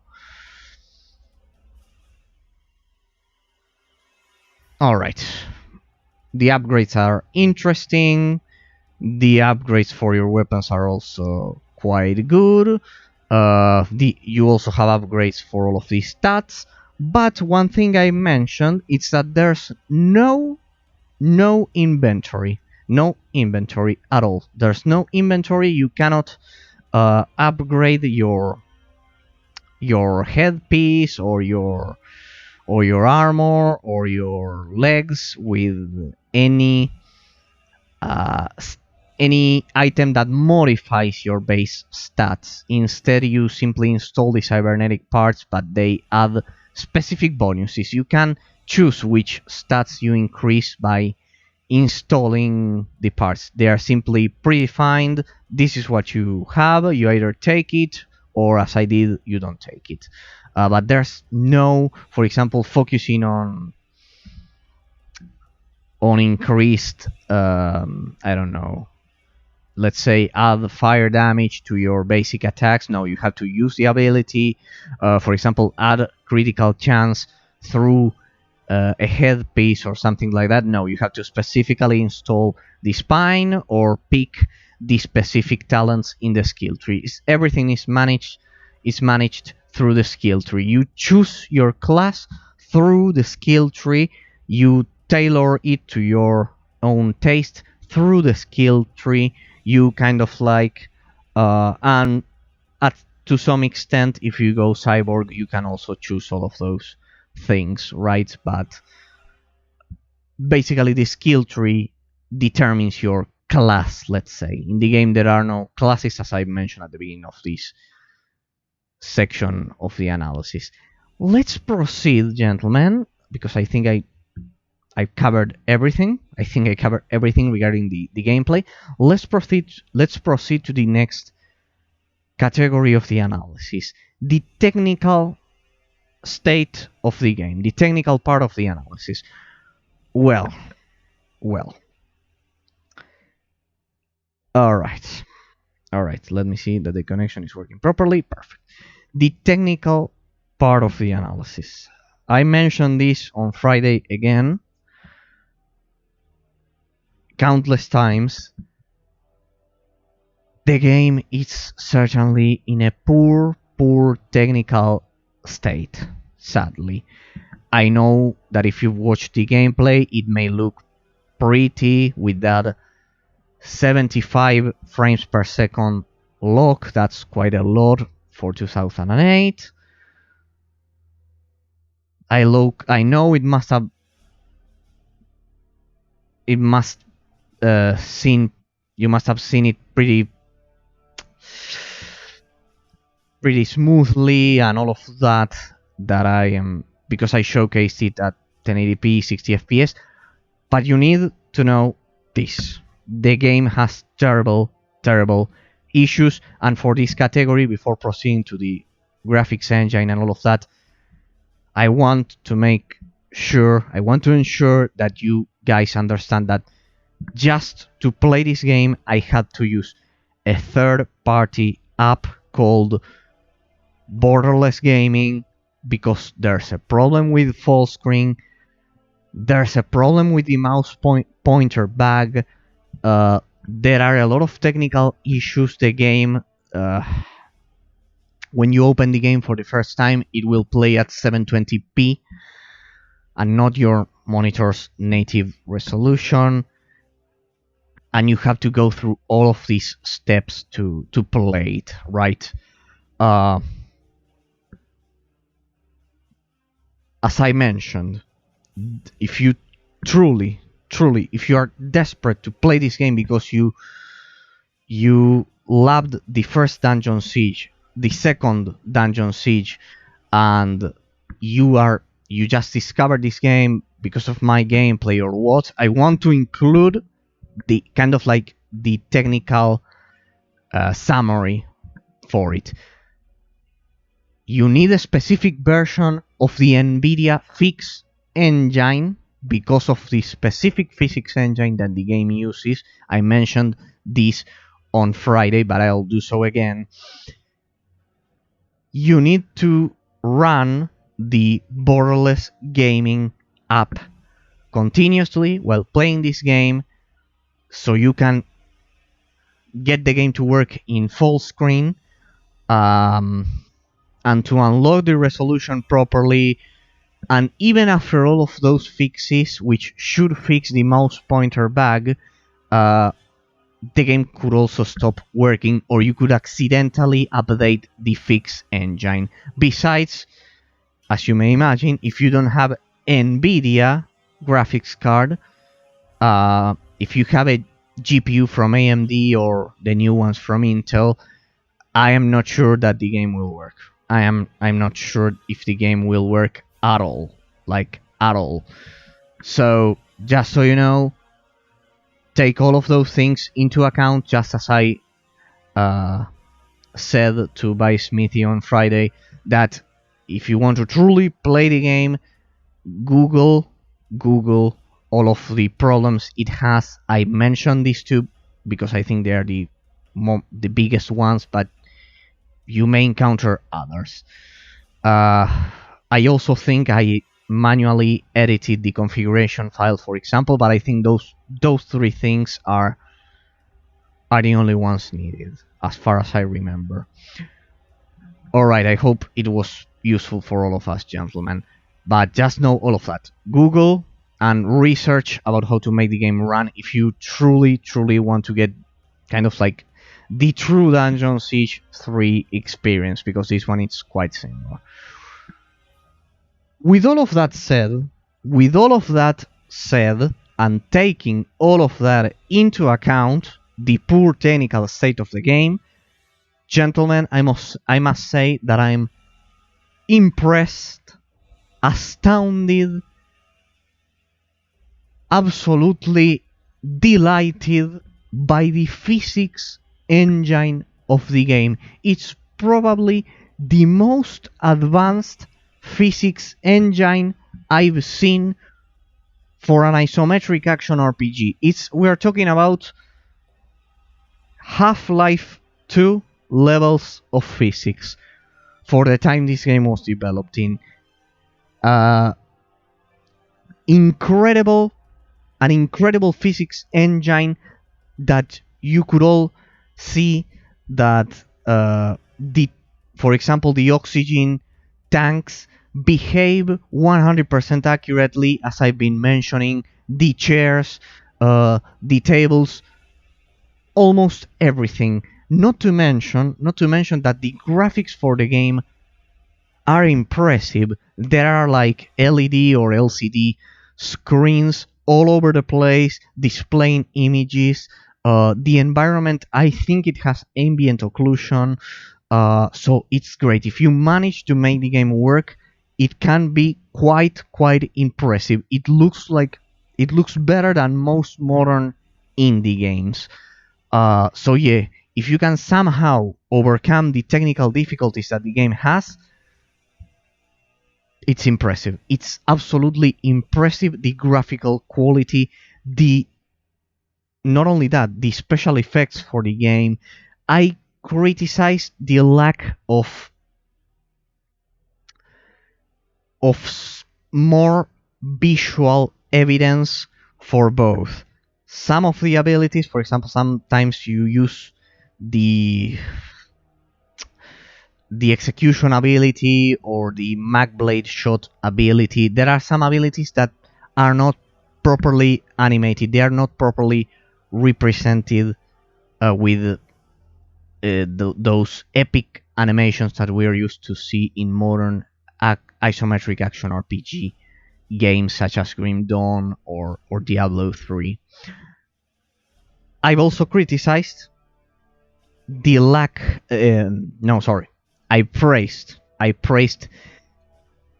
on the other hand, I praised how perfectly visible the animation for the mouse pointer is when you click on the terrain and order your character to move around the game map, right?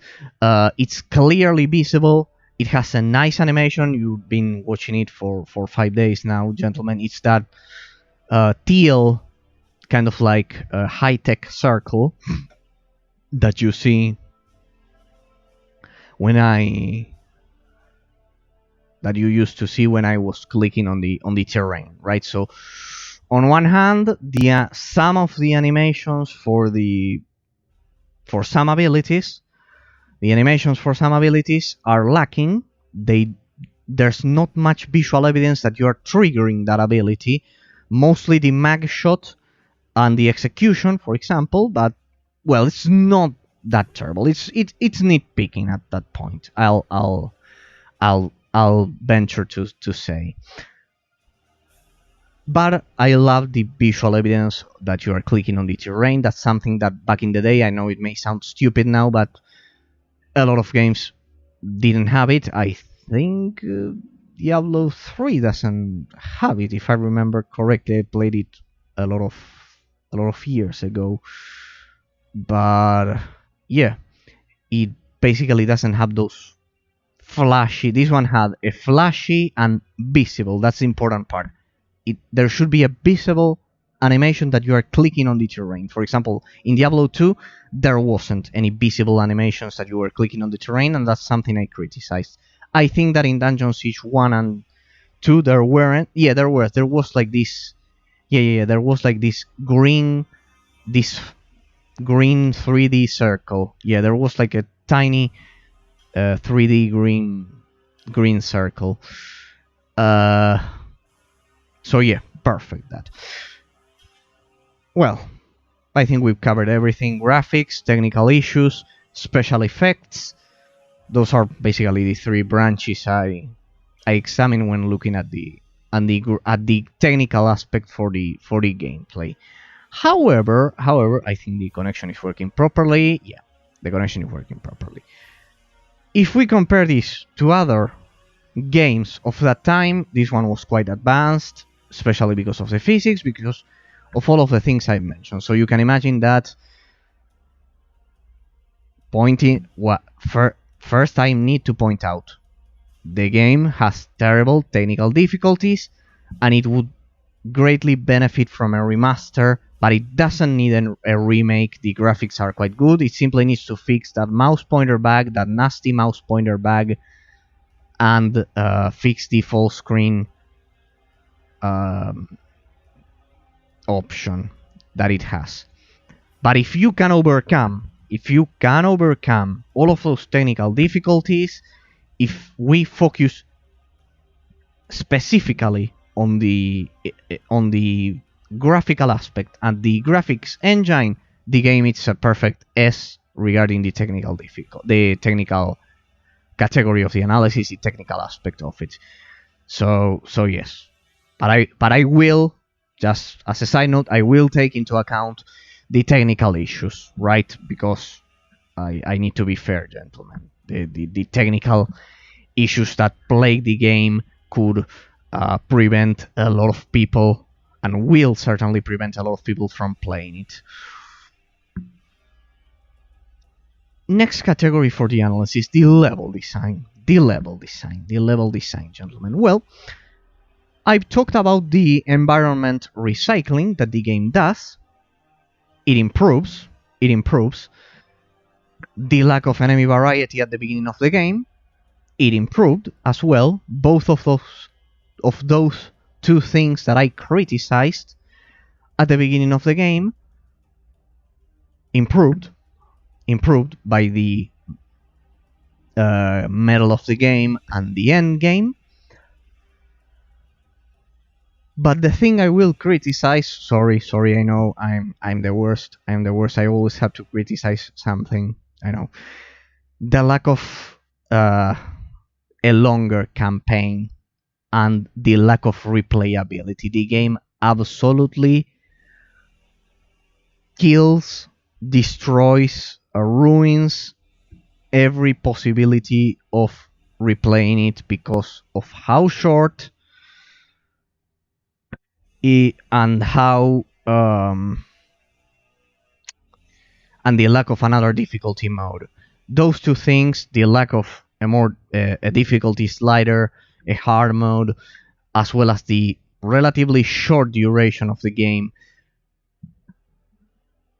make this game difficult to replay. The only thing that could help him in this department is the fact that you could go the other way around. Instead of going human as I went and getting the inspiration and the discipline talent, even if I couldn't get the discipline talent by the end of the game, go the other way around and do full evil cyborg gameplay, right? So that's the only hope, the only possibility of replayability that the game has. It's kind of like the only aspect which could make replayability worth it, right? So there's that. Sorry for repeating this so many times, but I want to make sure that it's clear, that the description of each part of the analysis is clear.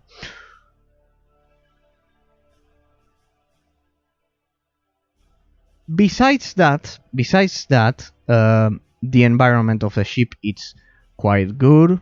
The environment of the ship is quite good. There's not much. Yeah, I would say there's moderate variety. The environment is properly executed. Notice, I don't know if you've noticed this, but the saving stations, the health stations, which copy 100% the formula of Metroid Prime, are perfectly placed. They are perfectly placed. They are perfectly calculated, exactly, painstakingly calculated for the player to arrive at them and spend his points, his parts, spend his talents, his skill. Well, you don't have to be at one of those to spend your skill points, but yeah, you need the manufacturer to kind of like respawn HRB, and you also need the this a specific station to install the cybernetic implants, which, by the way, I haven't mentioned this during the analysis of today. You cannot uninstall them, so once you make your decision, you have to stick with it. But yeah, perfectly placed, the save stations, I can't complain about that. All of the oxygen tanks, the canisters, the grenades lying on the floor, all of that, it's excellent. The environment that you can interact with all of those, the physics are great. I love the refugee camp.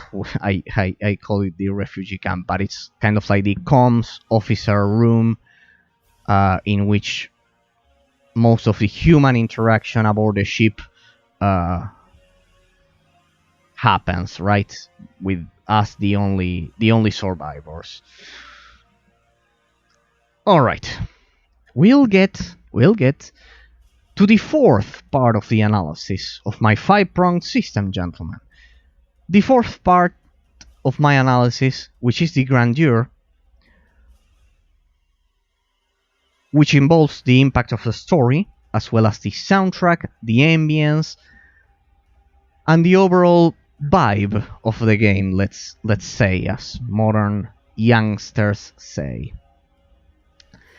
The overall vibe of the game. And we'll begin for that with the story. The story is a cliché, let's say. It's a cliché, it's a classic story in which you have a choice.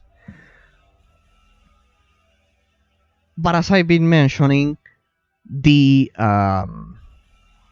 game clearly states that it's evil, that it's wrong, that it's bad for you to install cybernetic parts in your body. And that's why I've been mentioning, well, the game presents you the moral dilemma, while it presents you the choice and the struggle to restrain, as I've been mentioning continuously, to restrain from installing all of the cybernetic parts. It's excellent for kids because it has an excellent message. Besides, as I mentioned during this stream, there's no strong language. There are no terrible insults at all. Mostly Jake did those insults, but because he's military personnel, he's kind of like tough and all of that. But there's no blood. There's no suggestive themes at all. You could argue that the design of the assassins at the end of the game, it's a bit suggestive, but well, no. In my opinion, it isn't. It isn't at all. So I think it's excellent for kids, and I think that it has an excellent moral message, as I've been mentioning. The people who may be watching this on YouTube and that watch the final part must think, yeah, I've just listened to this. Yeah, but the people who watched the first part and then didn't get to see this one didn't, and maybe they skipped to this part. So I need to repeat once more that it's a great moral message for kids and for both kids and adults alike, and certainly my fellow countrymen from ARG, my disgusting fellow countrymen, would get a great deal of benefit from this. Do not be intrusive with your own body, not to install chips behind your skin, not to tattoo your face, not to put piercings in your face, not to kind of like those things that destroy your ear and they leave a hole in your ear. I hate those things. I don't know what they are called, but well. To not I don't know, to not I don't know, install like I don't know, different whatever, whichever piece of jewelry you can imagine that it's actually intrusive, like I don't know, cutting a finger or something stupid like those things, or getting one of those nose rings or one of those earrings. I don't like those things. It has an excellent moral message, not to be intrusive with your own body. Clear, the game gives you your choice. It's a game that respects freedom, that's for sure, because it gives you the choice, but it clearly states what's wrong and what's right. Without becoming one of those moral panderers who tell people what to do. The game simply tells you, this leads to this objective consequence, and this leads to this other objective consequence, which is, if you install the cybernetic parts, you are controlled by the artificial intelligence. We could extrapolate that to real world things, which are that if you install chips below your skin, or behind your skin, I don't know at this point, inside your skin, maybe it's the proper way to say it, or those piercings, or those things, or those nose earrings, those nose rings, those earrings, you're actually objectively causing a damage to your skin, to your body. Perfect message. I applaud it, I praise it, and I think it's great for little kids. But well, outside of my personal opinion, let's get to the story. As I mentioned, the story is a cliche. You are military personnel aboard this ship.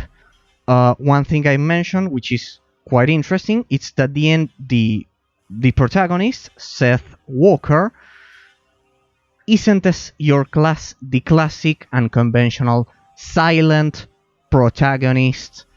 It isn't the silent protagonist that we are so used to in isometric action RPG games, right, gentlemen?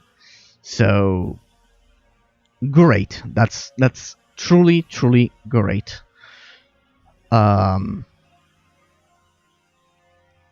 portrait, this is a detail that I spotted during gameplay that I mentioned. The portrait of Seth Walker, of our protagonist, changes according to the cybernetic implants that you install. For example, I only installed the cybernetic eye, and that modified, it was reflected in Seth's portrait, right? And that's a nice attention to detail. Another thing, which it's also cosmetic, it's that once you upgrade your armor and your health during the game, both your outfit and that of HRB change. They become like this cool cybernetic armor that you have, and that it's quite great to look at. It's quite impressive. It improves the overall appearance of the character. It makes it look like more powerful. It makes him look like more powerful.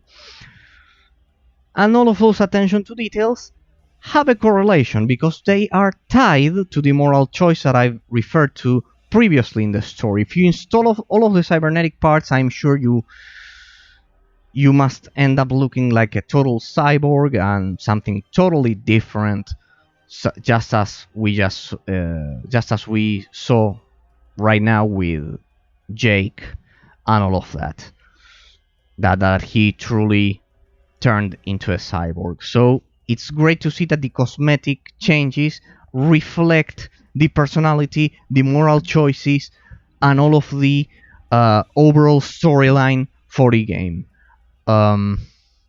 There's a nice cast of characters, each one of them with a cohesively developed personality according to the role they're interpreting in the game. So that's great. That's great. The story is cohesively developed. Then we saw Sergeant Vargas that we had to fight against, sadly. Well, and yeah, I knew I was forgetting about something regarding the gameplay category: the lack of boss fights. The lack of boss fights for the game. It's also a critical flaw that it has. The lack of epic boss fights. There are no epic boss fights in this game whatsoever. There are only 2 boss fights. So forget about it. The boss fights are not the strongest part of the game. The characters, the storyline. Sadly, we couldn't listen to the soundtrack properly. That's my fault. Gentlemen, that's my fault because I was afraid the game would stop working if I tinkered with the options, if I tried to... I usually increase the music volume when compared to the ambience and special effects to kind of like appreciate the soundtrack, the pure soundtrack, the soul of the game. But well, I could spot and I tried to listen offline to some tracks, and the soundtrack, while it's not memorable, just like in Dungeon Siege, I remember that in Dungeon Siege, for example, you have the legendary track that I could look for it. The legendary track of the final boss fight that I remember to this day. I have it right here. I have had it for a lot of time because it was so legendary. Give me a second, because just so you can see the difference.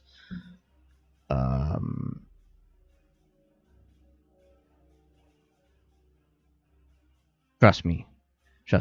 Give me some seconds because it will be worth it. It's, if you haven't listened to it, it's quite good. I assure you. And this game sadly doesn't have that epic soundtrack, but well, the technical issues that the game has,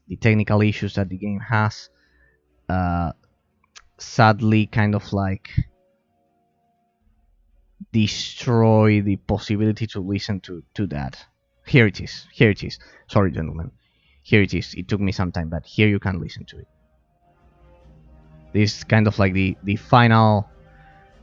both the final boss, and it appears in some other sections of Dungeon Siege. This is something which Space Siege is lacking. It's also the intro for Dungeon Siege 2. We can listen to it while we continue the analysis. Stuff like that. Next category, gentlemen. Next category.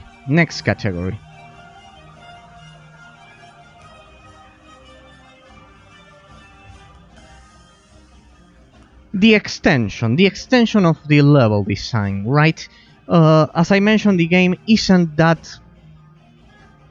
No, I've already talked about this. What am I doing? No, it's the grandeur category. No. The grandeur category. No. We've covered the characters, the storyline, the soundtrack, the overall impact of the story, the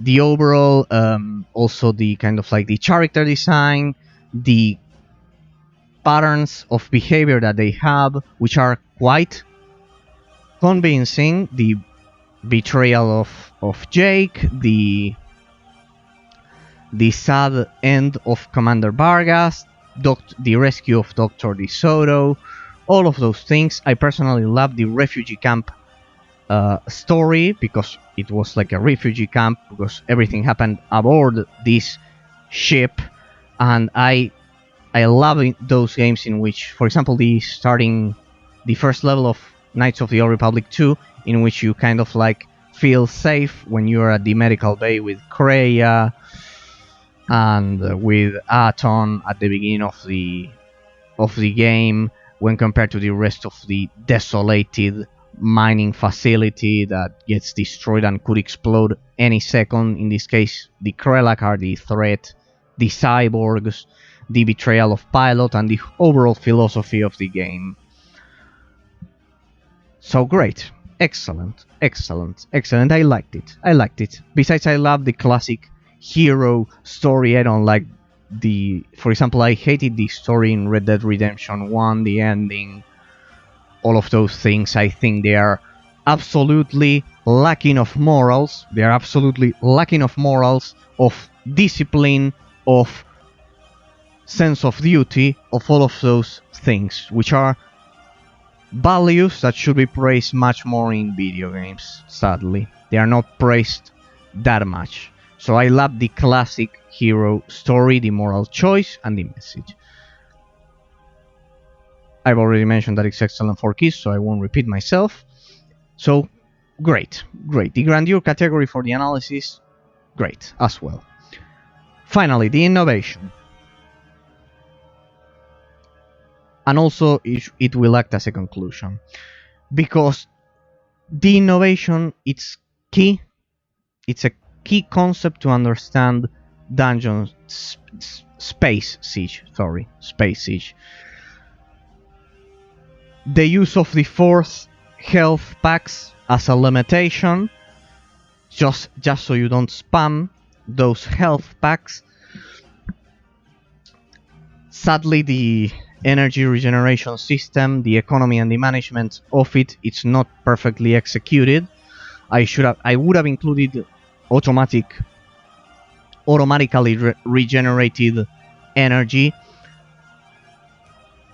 But the game has a lot of things which simply aren't present in the rest of the isometric action RPG games. The fact that you can command HRB or Harvey, wherever you like, to detonate bombs, and all of those things. The fact that your NPC isn't silent, and that it has convincing, believable human interactions with the other characters is also quite good. We could also see a personal relationship with Gina somehow. It doesn't kind of like dwell into the details, but somehow you can see it. The friendship between Seth Walker, the protagonist, and Vargas, and then with Jake, and then with the rest of the people he rescued during the gameplay.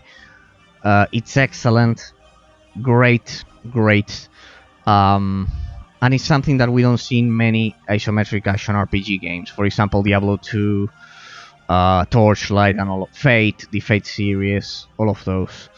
The game feels much more human than Dungeon Siege 1 and 2, that's for sure. The parts as a currency to improve your character's stats and the lack of an inventory are both things that are quite revolutionary. They are quite revolutionary for this genre. Not having an inventory, not using any headpieces headgear or armor or legs, instead of simply choosing if you want to install the cybernetic parts or not, and you cannot uninstall them once you do, are all extremely innovative ideas, revolutionary ideas, refreshing ideas, however you may want to call them. So, yep, the story may be a cliche, but the message is revolutionary.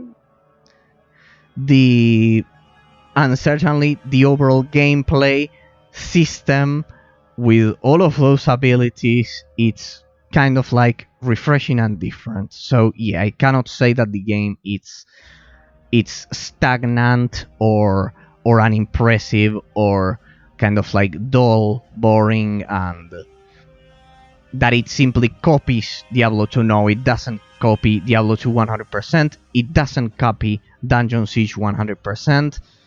So the game it's refreshing and different. So if you manage to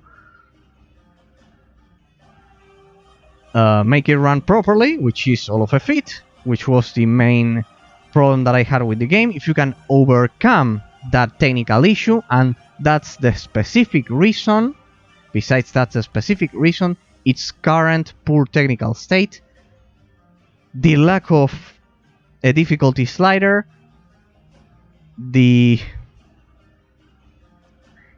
kind of like the improperly the improper use of the energy system and all of those things, the lack of difficulty. Due to all of those things, and especially because of the poor technical state and the lack of difficulty, sorry if I repeat myself, I'll award the game an A. An A. If it only needs a difficulty slider as well as a fix, an overall fix for all of its technical problems to become a masterpiece, and I would have awarded it the maximum category of my 5-prong system, the S, if the game had those two qualities. A difficulty slider, including an increased difficulty, and fixing all of the technical issues. As for the rest, the game has everything. Excellent gameplay, excellent story, an excellent plot, excellent level design, the physics engine is incredible, it has a lot of refreshing and revolutionary ideas, the limit of the four health packs that you can use, the fact that the game doesn't have any classes, that's another thing that could be considered quite revolutionary for the time the game was developed in. Even today, consider that, the specific fact that the skill tree determines the class somehow, it's quite impressive. So I'll award it a perfect A.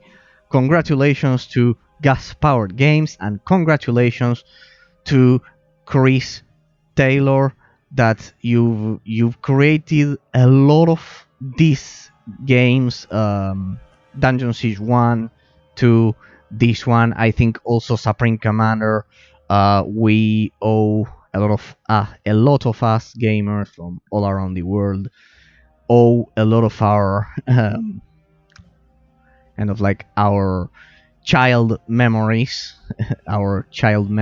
to Dungeon Siege, and this game, it's an excellent spiritual successor, and it's sad that due to the poor technical state the game it's in, most people will be unable to experience it, and I can only hope that Gas Powered Games made Dungeon Siege 4 or Obsidian, now that they are in league with Microsoft. So yeah, I can only hope all of that. But at least I could play the game after a lot of time that it stopped working, as I mentioned, once after all of the fixes that I implemented to it. So, thanks Chris Taylor, thanks Gas Power Games. I personally will never forget you, as a lot of people I'm sure that won't forget you as well. I'm sure a lot of people won't forget you as well. I've done my part, gentlemen, which is showcasing this gem. Will resume the real-time strategy pillars of the genre series tomorrow with Dungeons and Dragons Dragon Shard from Liquid Entertainment. It's been my pleasure. A special thanks to by Smithy, who followed the channel on Friday. That's the 6th follower of the channel. It truly, each one of you, as I always mention, truly encourage me to continue showcasing all of these forgotten gems that deserve all of the analysis and showcase that I do. I'm here. I'm certainly here to serve all of these forgotten gems and to ensure that people don't waste their time with Fortnite all day. Because of all of the talent, effort, and investment that all of these games have had throughout the years, and it's simply unfair that they are being so ignored due to ignorance, as you could have imagined. They have been completely forgotten due to ignorance, illiteracy, and uneducation in gaming culture. I can only hope for a better future for all of us, for this genre, for the real-time strategy genre. And so, gentlemen, we will continue the showcase tomorrow. Gentlemen, it's been my pleasure. See you all again tomorrow.